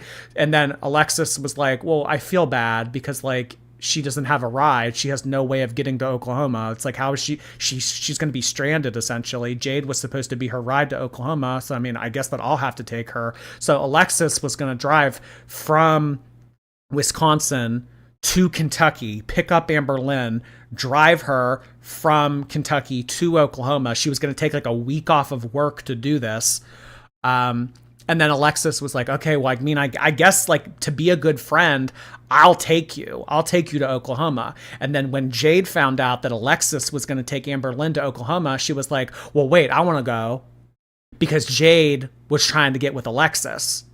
Jade was interested in Alexis. Jade asked for Alexis's number on multiple occasions. And then when she agreed to take Amberlynn to Oklahoma, Jade immediately was back in and wanted to take Amberlynn. Jade was so excited to meet me. So she was like, okay, well, we could take Amberlynn to Oklahoma together if that means that you and I can spend time together. We'll just put Amberlynn in the cargo and ignore her, and then we'll hang out in the front seat and talk. So after Alexis kind of considered the situation, she said, well, I mean, I can't really take a week off work if you're willing to take her. I was only willing to make that drive and make that sacrifice because you weren't going to take her. It kind of got a little bit messy there. So Alexis said she backed out because she wasn't about to take like a week off of work when Jade can just take her herself like she originally planned to. She was just going to do it because she was, kind of left high and dry by Jade, essentially. She also said that, during that summertime period, they would sit on three-way calls pretty frequently, and they would talk for hours. So it was kind of like this like weird love triangle that was happening on these three-way FaceTime calls. Jade and Alexis both planned to do and see things together after they dropped off Amberlynn in Oklahoma, but she couldn't take off work. She wasn't going to do it unless Amberlynn had no other option. So if Jade was going to go back to New York and she was going to say like, okay, like find your own way out there, I'm done with your ass, Alexis was going to step in and say, okay, I'll help you get to Oklahoma. Jade kind of was hoping that she and Alexis would like run off into the sunset together after they dropped Amberlynn off in Oklahoma. That did not happen. So the whole arc between Alexis and Jade did not end up panning out. Alexis kind of said it was a fun idea to entertain, though. Jade would also always tell Amber that I looked and sounded like her ex-fiance. I actually didn't know that Jade was engaged prior to being in a relationship with Amberlynn. Because, I mean, at what age did they get in a relationship? When she was like 26? So that means that Jade was in a relationship and was engaged sometime in her early to mid 20s before being with Amber. So Alexis reminded Jade of Jade's ex-fiance. I asked Alexis, do you think that Jade may have been talking to anyone else while with Amber, or do you think that she brought Danielle into the picture solely because she thought you guys were getting along on those three-way calls? Amberlynn told Alexis one time while Jade was in the shower, Amberlynn snuck into the shower and took her phone and started to read text messages that Jade was having with one of her exes about having a threesome with her and the ex's new man. So Jade's ex got together with a man, and then Jade wanted to have a threesome with her ex and that guy. So Amberlynn read these text messages and was saying, oh, well, this is why Jade's poly. So she could justify in her mind what Jade was doing behind her back. And if you guys remember, at the end of season 5, Amber, like, if you go back and watch those vlogs from like June, May of 2023, in those vlogs, Amberlynn did mention time and time again that they had a guy friend. Do you guys remember this? Like, oh, we have a guy friend. Remember the mysterious guy friend? She would talk about it in her vlog, saying like, oh yeah, we have a guy friend coming over and stuff. So I kind of followed up with that. I said, so like toward the end of their relationship, like right before they broke up and everything, and Amberlynn was talking about having this guy friend. Who was that? Was that an in-person friend, or was that just you on FaceTime? Like, because if you guys remember, like when she was, yeah, the mystery man. I mean, I could definitely go back and find episodes where she talked about it and everything, but I was saying, was there actually a guy friend, like, or was that just you? And she was saying that they had a guy friend. And at the end of their relationship, or after Jade broke up with Amber, Jade started talking to a guy. So I don't know if Jade has a boyfriend now. I don't know if Jade got into a relationship with a man after her relationship with Amberlynn. But what I did say is, between the text messages that Amberlynn read on Jade's phone while she was in the shower about the threesome, the three-way phone calls where Jade and Alexis were kind of flirting with one another, that's all she needed to feel compelled to dangle a side piece over Jade's head. So the Danielle thing, it all kind of started out as a ruse, and it started out as a way to make Jade and Alexis jealous. I don't know. I know that I just threw like a lot of information at you guys and everything, but I mean, I guess like the main key takeaway points from this is that Amberlynn's on her bullshit. She's on her bullshit. She'll always be on her bullshit. She's getting involved with like all these shenanigans. Like, this is so high school. Like, this is so high school. Like, I saw some of you, like, while I was reading that out, saying in the chat, like, oh God, I'm glad I'm single. Like, this is not the average, this is not the status quo for like adult relationships for people in their 30s. This is very middle school. This is very high school. This is very immature. So, I mean, Amberlynn, you need to stop with these games. I don't know what's going on with Danielle. I don't know what's going on with all this, but like the whole, like, I'm going to talk to him or I'm going to talk to her to make her jealous. And I'm going to, like, this is so silly. This is so silly. You need to focus on yourself. You need to be making decisions that are going to benefit you and your own mental health. And you need to stop. You need to stop with like the bitching people out over text messages. I'm not talking to so-and-so. If I had feelings for so-and-so, then I would. Like, this is so high school.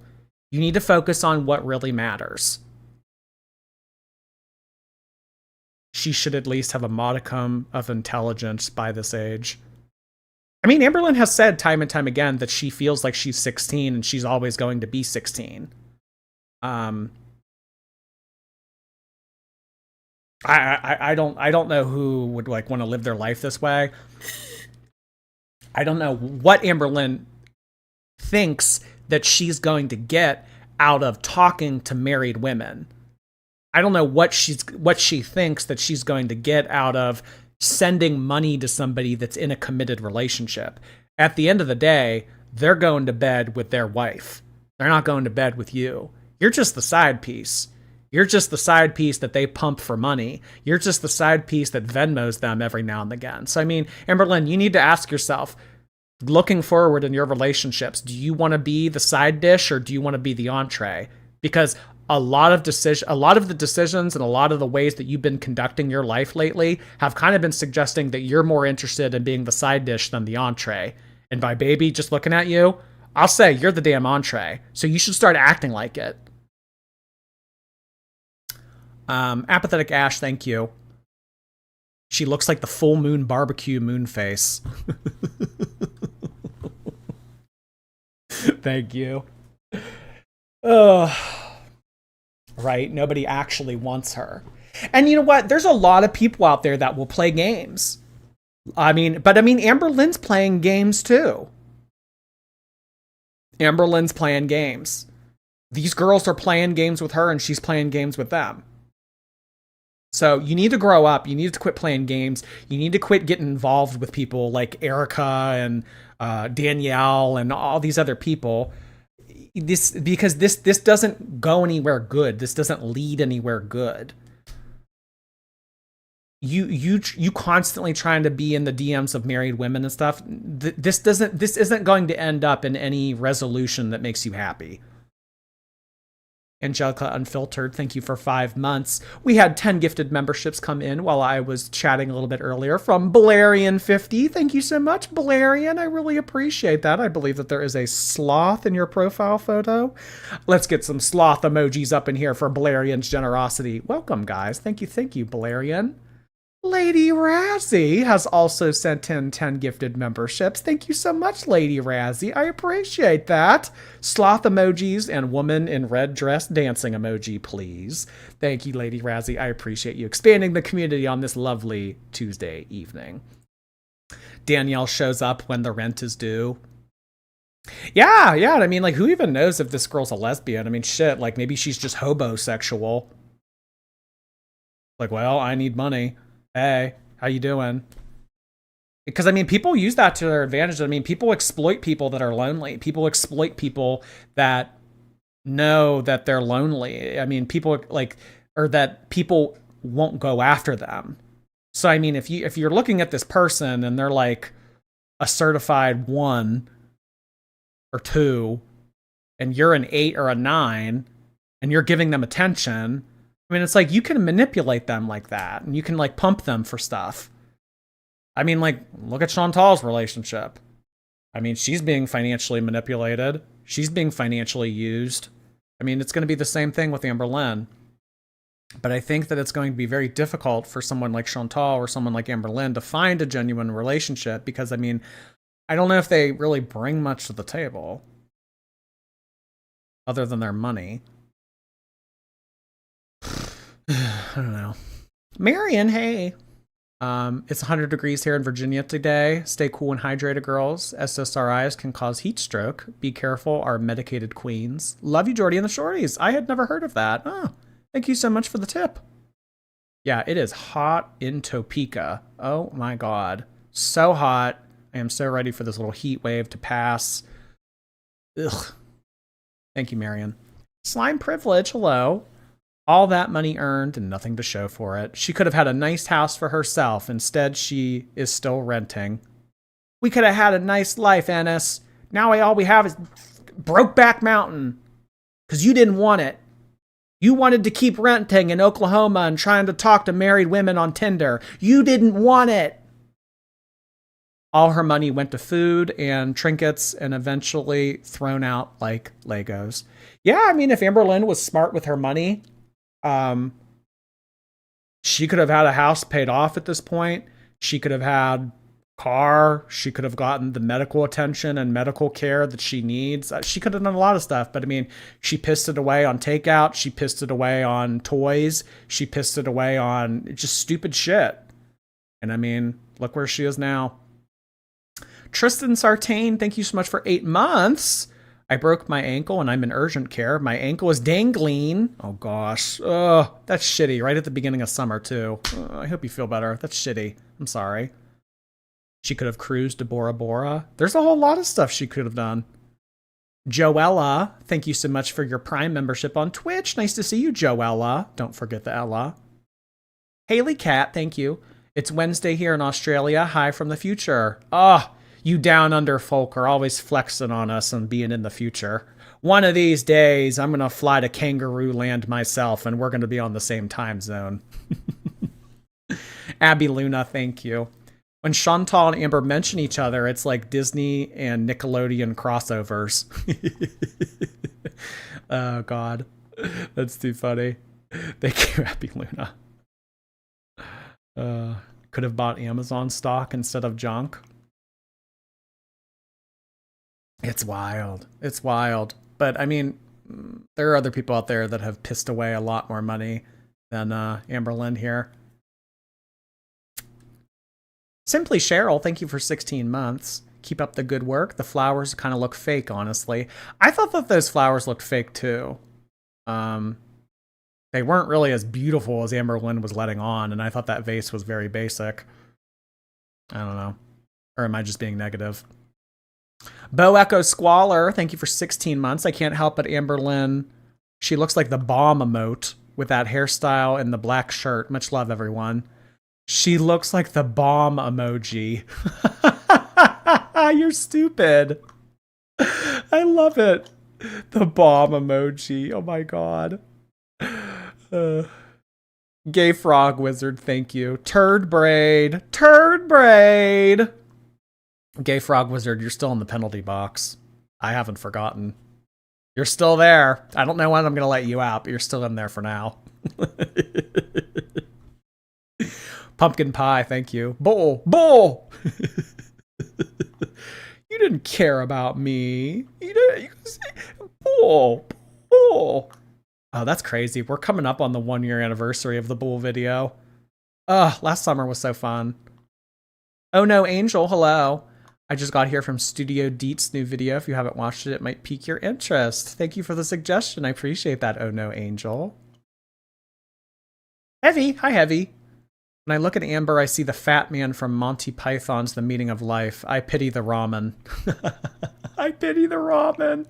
Oh my god, yes, that comparison has definitely been mentioned on here before. I pity the ramen. Oh, that poor ramen. Oh my gosh. And you know, the dangerous thing about ramen is ramen's really cheap. I mean, you can buy like a big thing of that, like that orange top ramen box.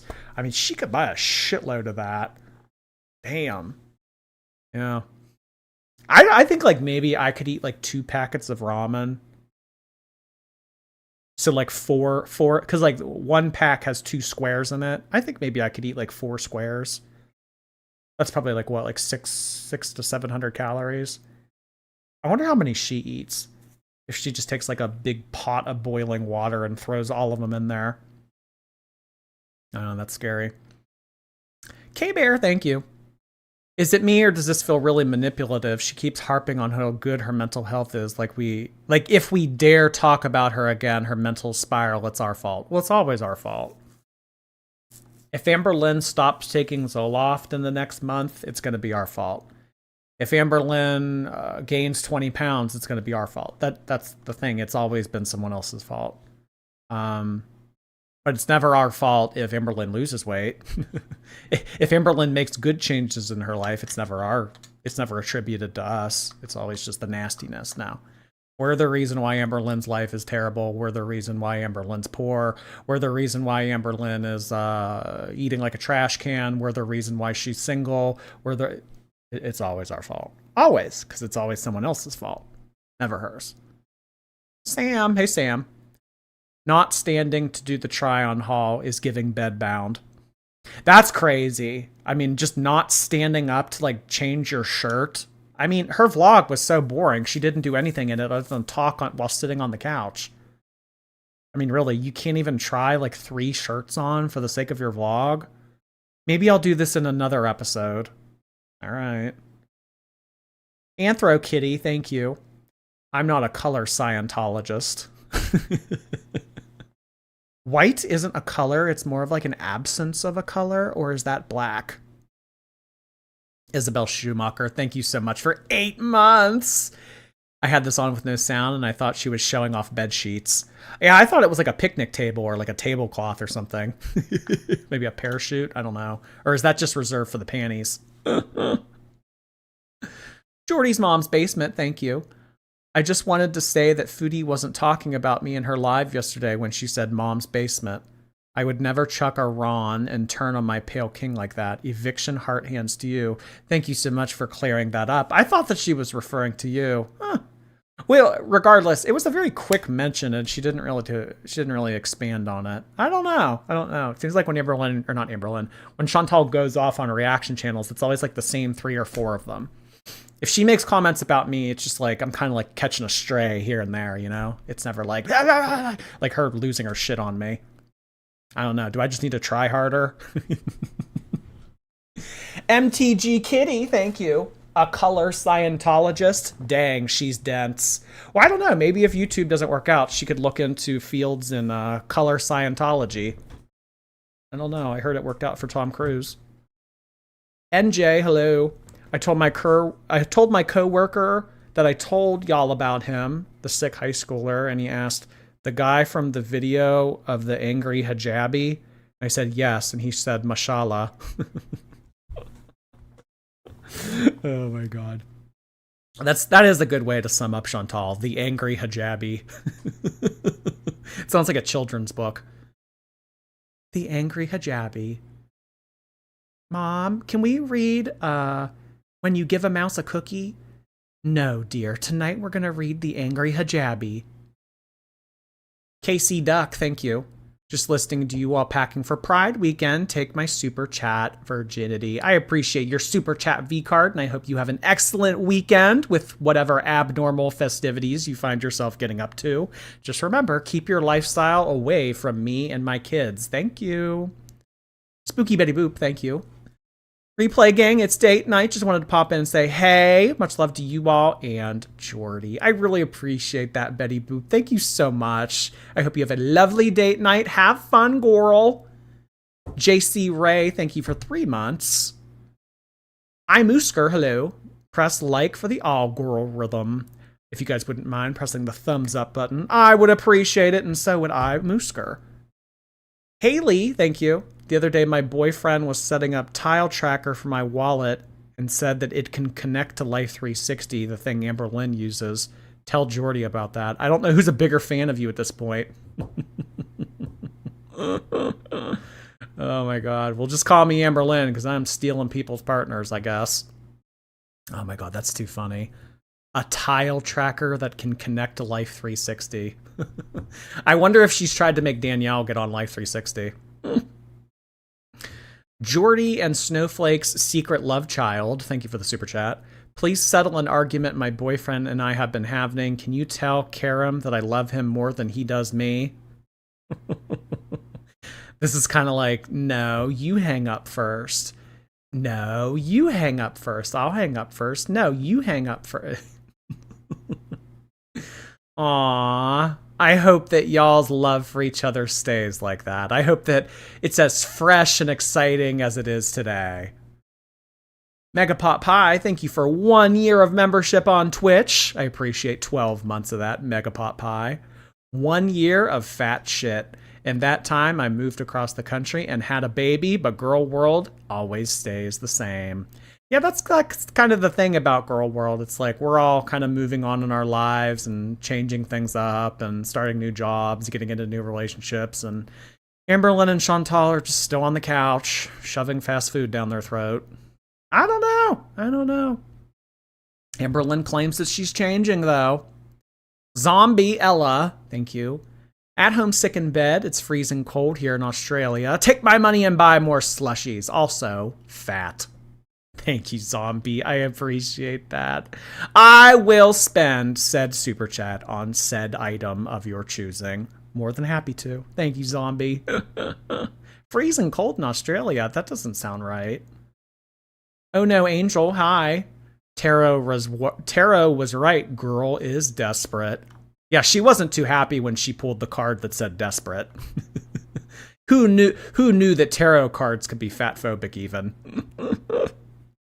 Danielle, thank you. What are your thoughts on Amber's size 4 Torrid haul? I thought she was bigger than size 4. I thought she was like 5 or 6. She's a 4? That seems small. I don't know if I have thoughts on it, in all honesty. I don't know, because I don't know if that adds up. It's winter in Australia. Oh, right. I'm just assuming because it's hot here, it's hot everywhere. Oh yeah, the Earth and the axis and the tilting and all that. Oh, right. Yeah, that whole thing. Amber's social media manager, thank you so much for 1 year of membership, even though you seem to be getting yourself into trouble in the chat pretty often. Well, it's my anniversary of being a stupid, nasty bitch. Gonna be a replay on this, but take my money, you mean, cruel witch. I do not influence the things that you say and get yourself into trouble too in the Twitch chat. That's all on you.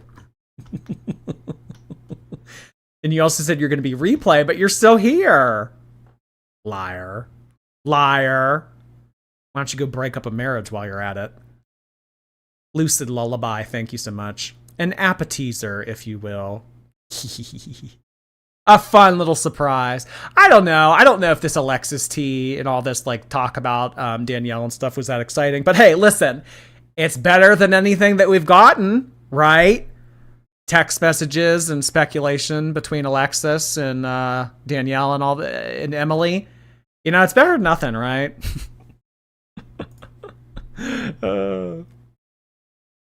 Amberlynn's rabies. Thank you so much. Why would you go live while you know I'm working? I wanted to go live a little bit earlier today for no particular reason. It's not like I wanted to be finished streaming by the time a certain someone is going live so that, you know, I'm not live. It's just kind of arbitrary. Sometimes we go live early. Sometimes we go live later. You know, you just gotta wait and see. Valerian, thank you so much for the very generous super chat on top of those gifted memberships earlier. Not a super chat that says fat, but very adjacent to that. It says the words big back. Yeah, I think that's like a Gen Alpha thing. They don't say fat or obese or fat ass. They say big back. Scoliosis girl, thank you so much for 2 months. Fed, fat, and beyond. Are fed, fat, and bed bound. I don't know. Thank you so much, Scoliosis. Julie, hello.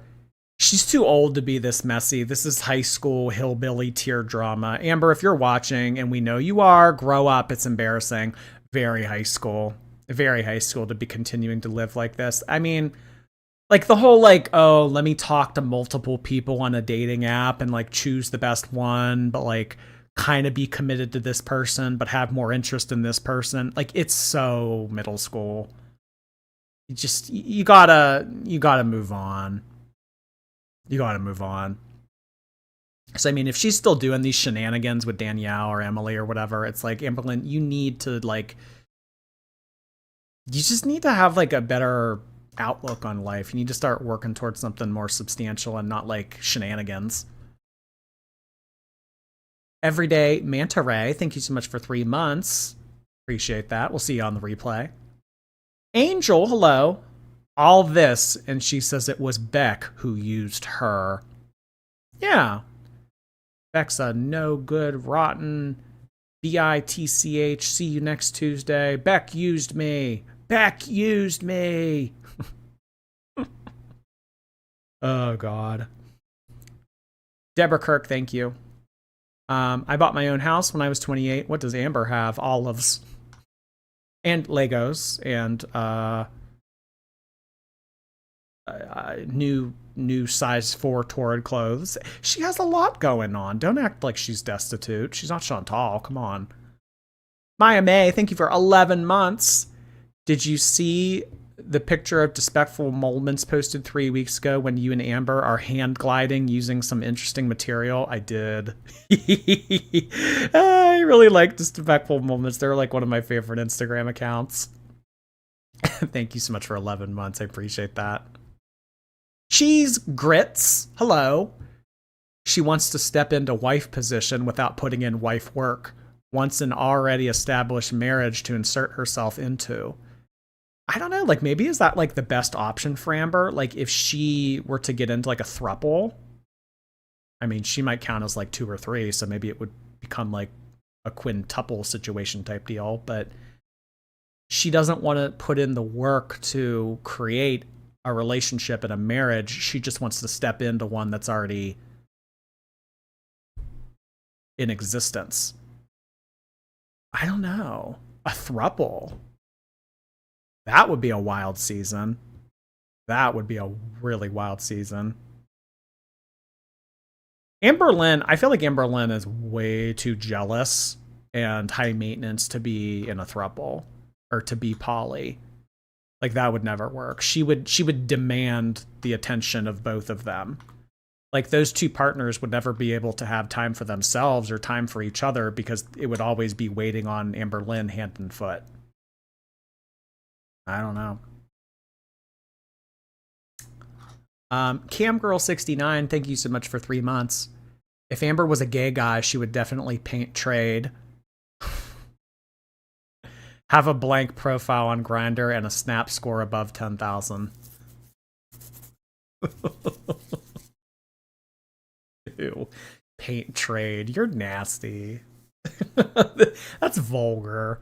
You should be happy that a lot of people in this chat probably don't know what that means. You're gross. Mods, keep an eye on them. Deborah, thank you. She is a throuple. Oh, I don't know. Yeah, maybe Amberlynn could just date herself. Like different parts of her. She is a throuple. You're bad, Deborah.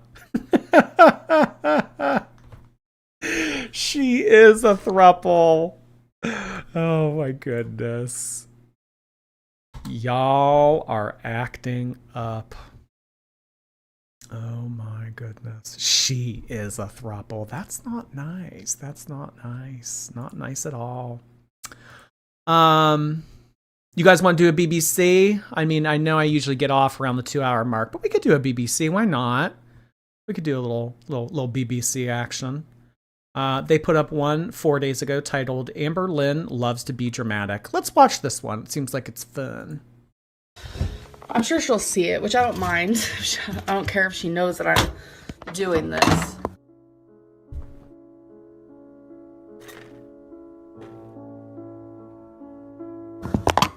Is this even on? Okay. I'm so excited. I'm a little extra, but that's okay.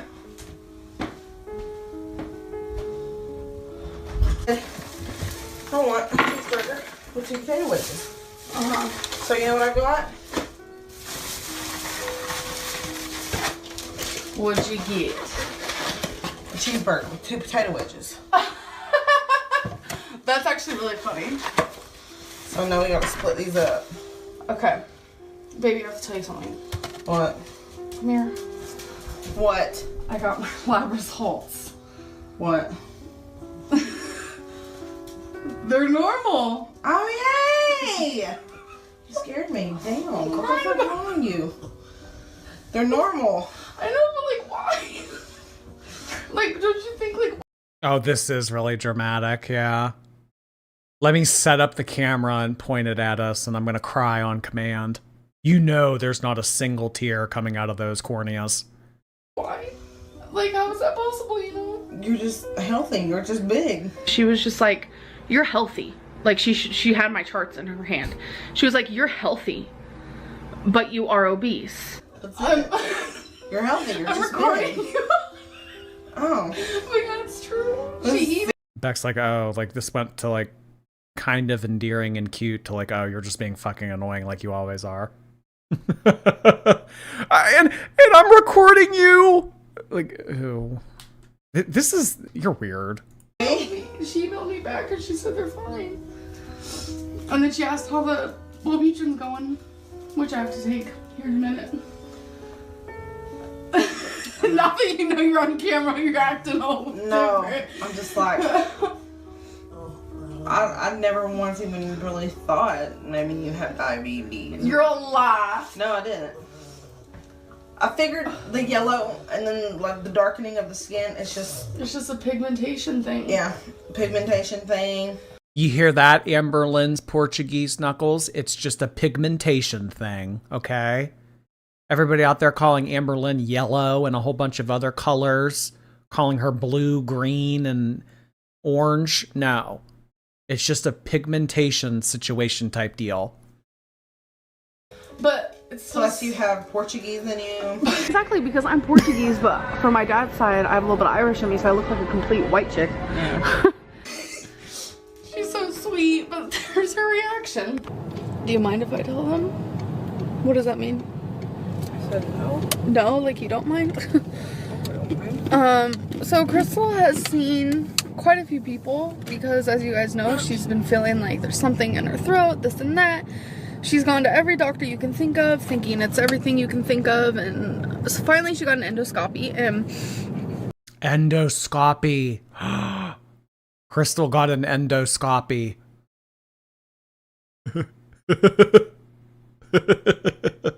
Call the fire apartment. Crystal got an endoscopy. The doctor who gave her the endoscopy, we've seen him twice. So there's another throat doctor that she sees, and today was the second time that she saw her. And oh god, it turns out that Crystal actually has an ulcer on her esophagus, and we never knew this, and we were so confused. We thought maybe she was talking about the wrong patient, and in the paperwork it says, like, you know, the scientific word for ulcer in the esophagus, and that's not even why we went. We went because she has a cough. I don't know. I just got done crying because I know ulcers like don't kill you per se. Oh my god, Amberlynn was crying because Crystal had an ulcer in her throat. Amberlynn just has such a big heart and she cares about other people that it brought her to tears learning that Crystal's endoscopy results showed that she had an ulcer. I was brought to tears. I just got done crying. I had to gather myself before I could film this. Amberlynn just cares so much. She's just such a beauty. She has just such a beautiful heart, you know? It just makes me really sad. I mean, I'm grateful we know this, but it's like I wish we would have found this out months ago, so we could be used to the feeling, and it just is absolutely devastating, and just cherish your lives. Really do. Don't take anything for granted because you never know what could happen. I swear to God, I'm having probably the worst day in a long time. Crystal and I were driving into our neighborhood and there was something in the middle of the road. Obviously, that's like when you see roadkill, you just go past it. I mean, that's what people do.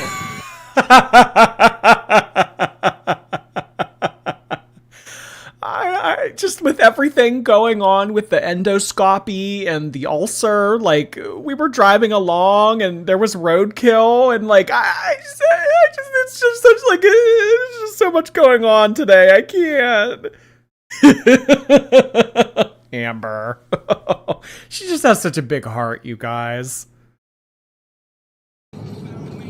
But this wasn't, it was a freaking cat. I just couldn't even believe it. I had Crystal, like, I literally got out of the car. Oh, she saw a dead cat on the side of the road. These are probably tears of joy then. Some owners have all the luck. I have to open up the back door. Car while it was still moving. Like, I'm not even kidding right now. And I had Crystal pull over, but she wasn't doing it fast enough, so I just got out. I didn't even care. That was nasty. That was nasty. That one was a little too far.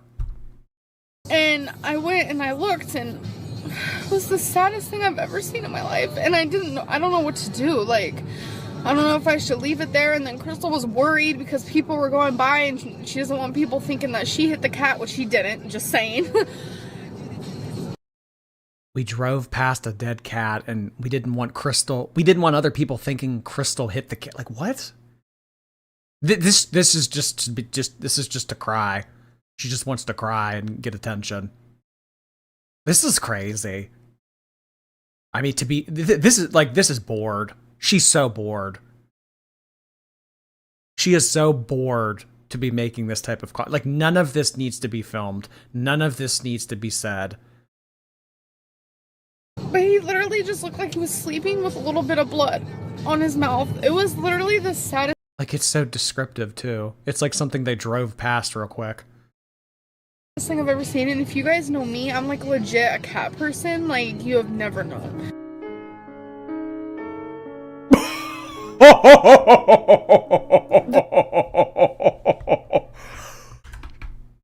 Shady. And if you guys know me, I'm like legit a cat person. Like, you have never known.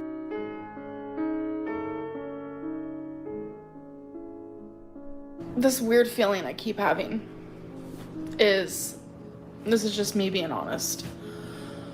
Like, you get so comfortable in relationships and you let yourself go. Yeah. And it's like, now that we're broken up, I want to better myself. Yeah. But then I feel guilty because it's like, why didn't I do that while I was with you? So then it makes me not want to better myself. I always want you to better yourself. That's a big reason why we're doing this, is to better ourselves. It's such a weird, like completely ignoring the follow-up to that. She just wants to have her center stage moment. Beck is genuinely trying to engage in conversation with her and provide feedback and listen to what she's saying, and Amber's just like, okay, shut up. And like, well, like, why didn't I want to do that while we were together? You know what I mean? She wants to have her soliloquy. Feeling though, like, you know, like in my chest. I think it's acid reflux. She always urged me to exercise and to eat healthy and do right. And it's like, if I do that now, I'm gonna feel so guilty. Because it's like, why didn't I do that when I was with her? I think that this was Jade. Wow, that's crazy. So she was saying the same thing at the end of season 4 as she was the end of season 5. I feel guilty because now that we're not together, I want to better myself. But why didn't I want to do that while we were together? And then I think that this episode right here is when she signed up for Weight Watchers. She was like crying on the couch and she's like, okay, I'm going to join Weight Watchers. Jade would always try to get me to walk and be more healthy. But like, if I become more healthy now, I'll feel guilty. Urged me to exercise and to eat healthy. So saying the same thing at the end of her relationship in 2021 as she did in 2023. Damn. It's just a 2-year cycle. Cheese grits, thank you. Not being a throuple, just take the wife's place. Let me squeeze on by here into this marriage. I'll take that. All right, thank you. This ring will not fit. I need this resized. Okay. Prison Becky, thank you. She walks like Hank Hill's dad. Please look it up. Okay. And do right. And it's like, if I do that now, I'm gonna feel so guilty. Because it's like, why didn't I do that when I was with her? Why didn't I do that while I was with you? So it's like, I have this, like, guilt feeling. And I know I need to talk about it in therapy. And, like, I've talked about it to Feline, obviously, like, it's something we talked about earlier today, and it's just like, she obviously doesn't want me to feel this way, like, regardless if we're together or not. Like, she wants me to succeed, but it's like, why do I feel so bad that, like, if I succeed now when we're not together? Like, it's such a weird... This is so dramatic. Having a full-ass meltdown about going on a diet or something. Well, like, if I lose weight now and I didn't during our relationship, does that mean, like, I didn't care as much when I didn't have her? Like, you just... This is why Amberlynn will never lose weight, because she makes weight loss emotional. Weight loss does not need to be emotional. It's about sticking to a schedule. It's about hard work. It's about commitment. It's about making difficult decisions. She makes everything so emotional, and she needs to make everything into a conversation and needs to turn it into like a big like intervention. Like, it doesn't need to be that.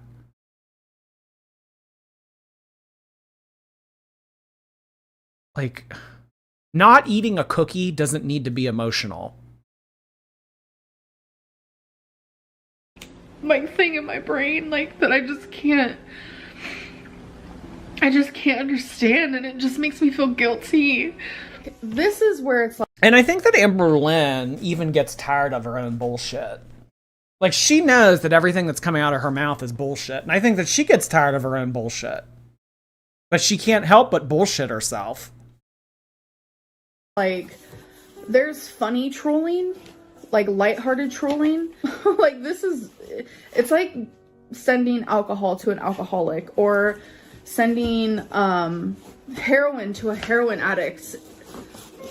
People say all the time, you're not bullied. Why can't you just take constructive criticism? Why can't you just deal with it? Take the heat or get out of the kitchen. Am I right? That is what I hear all the time. But there comes a time where it's like, you guys, I'm not the fucking problem. Some of you are. And yeah, I'm getting mad because I'm fucking... It's like, I try to do something nice. And I know people can say, why are you showing this? It's to show you guys that this is the shit that I deal with outside of the fucking camera. You guys won't even believe the shit that I have to deal with. And it's just part of the problem. So, you know, this is what happens when my YouTube channel 7-8 years ago ends up on a fat shaming website, and all of you guys decide to come follow me. This is what happens. Fat shaming isn't real. What do you mean it's fat phobia? It's constructive criticism. What is that? But, like, you were gonna eat like this anyway. You know? I mean, how is having a slice of that strawberry hill cake any different than you pounding down ramen? This is like sending alcohol to an alcoholic. I mean, you were gonna eat like trash anyway. You were gonna eat McDonald's or Arby's or Burger King or whatever the fuck anyway. You're sending alcohol to an alcoholic.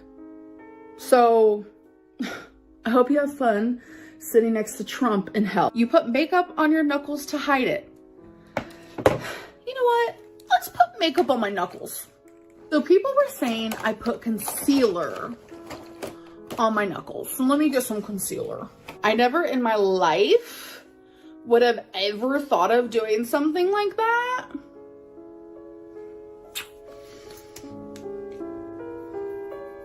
Is this good for you? So... Hi guys, it's Eugenia.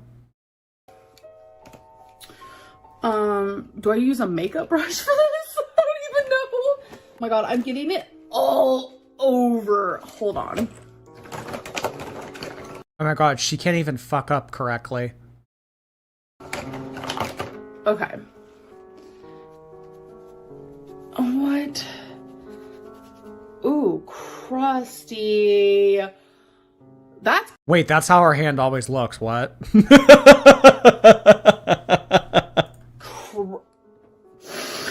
Y'all, that's crusty. I thought you guys came up with a really good idea, but I realized it's not. Yes, I put makeup on my knuckles to hide it. To hide what exactly? My diabetes. Ew, I'm ugly.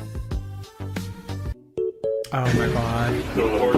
That is my favorite video of BBC's. Ooh, I'm ugly. Let's watch that one real quick. Ooh, I'm ugly. I'm ugly. This is my favorite video. Y'all, I am so fucking ugly. Like, I'm genuinely so ugly. How much more do you think you have to go? You're no, it'll only be another week. So I don't know. She thinks that she only has like another week. It's really windy outside and you guys are literally outside. Like, look. We're driving. I don't think I'm on blood thinners, Nuke. I'm ugly. I don't know what it's. I don't know. But hello.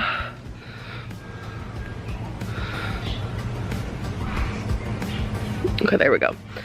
I think I pressed something. When are you gonna watch this? God, I'm so ugly. What? When are you gonna watch this? Oh wow. Okay, okay.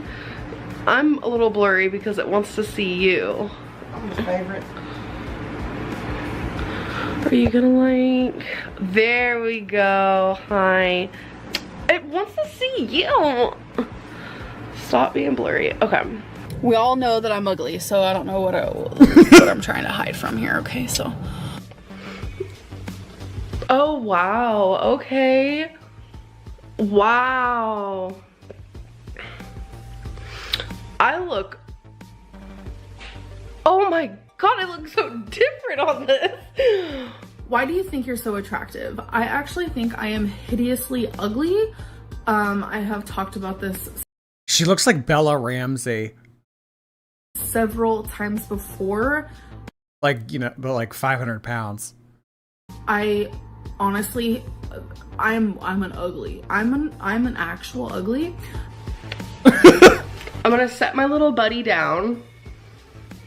I can't stop looking at myself. Okay, my battery is actually about to die.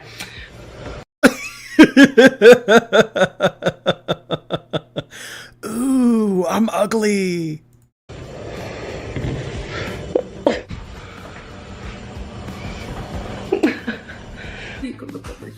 Whoa, okay. Ew, I'm ugly. I've never looked on this side.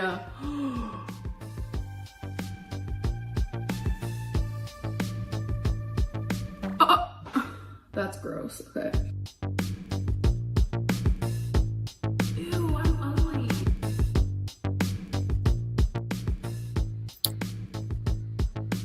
God, bro, I'm fucking ugly. Let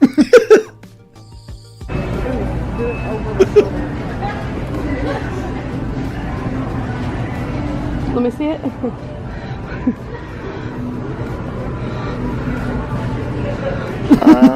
What? Remember, she would, Amberlynn would motorized scoot around Walmart until her cart ran out of battery, and then would make Beck go get her a new cart with a fresh battery, wheel it to her. Beck would then have to transfer all of the items that she had in the dead cart to the new cart. Amber would start to drive around the new cart and leave Beck with the dead cart.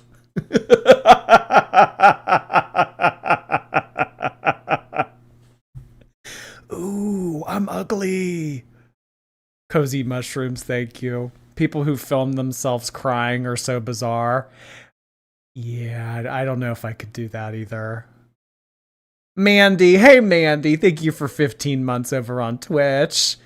Just want to announce my 15 months of service. Thank you so much. Salute emoji to Mandy. Thank you, thank you. Amber's Portuguese Knuckles, thank you. Acanthus is from insulin resistance type deal. No, she's not putting concealer. It's just hyperpigmentation. Pig. It's just pigmentation, okay? You don't know what you're talking about. Alyssa Mercado, thank you. It was my 27th birthday yesterday. I wanted to thank you for all the laughs and keeping me awake during night shift. I'm a silent viewer, but I've been around since the start. Well, thank you for being around for as long as you have been. I appreciate that, Alyssa. 27's a good year. Have fun, Alyssa. Just don't join the 27 club. What in the world? Do you think that's okay to do? You want to do that one? Thanks. So Grotesque and monstrous. CC Love. Thank you. Kendra Crinklesack. Okay. I feel like this has been suggested before.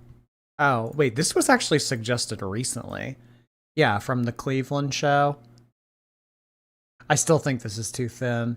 She has a really funny voice, if I'm not mistaken. Thank you, Cece. Certified hater. Thank you. After a 12-hour workday and hitting a pothole that blew out 2 of my tires, I'm now waiting for a tow truck. Oh my god. So you worked for 12 hours, hit a pothole, blew out two of your tires, and now you're waiting on a tow truck. That sounds like a shitty day, but hey, at least it's on Monday. That's the only thing that could make it worse, right? I'm sorry all that happened, certified hater. Ugh. Little Princess Jitter Glurbuck, thank you for 10 months. Hope your week's off to a wonderful start. Despite the heat, it is off to a wonderful start. Thank you so much for that, Princess Jitter Glitterbug. I hope you have a lovely week as well. Stay cool. Melty heart hands back to ya. Deborah Kirk, thank you. Amber, in order to pout, you need lips. She'll just draw them on like the concealer. Nora Kanoko, thank you for 9 months. Not are you single, you are single with a laughing emoji. Oh yeah, going back to the DoorDash text messages. Not asking her if she's single, just saying you're single with a laughing emoji. Yeah, maybe the DoorDasher was making fun of her all along, and she interpreted it as flirting. Oh my god. Alright, well that was cute.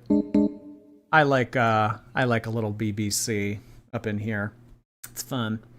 Alright guys, we will be live tomorrow for some more shenanigans. I will see you guys then. Who knows what is going to take place in the next 24 hours until we reconvene. I don't know, but I do encourage you guys to go forth and have fun. Stay cool. We will be back very soon. I encourage you guys to have a very productive evening.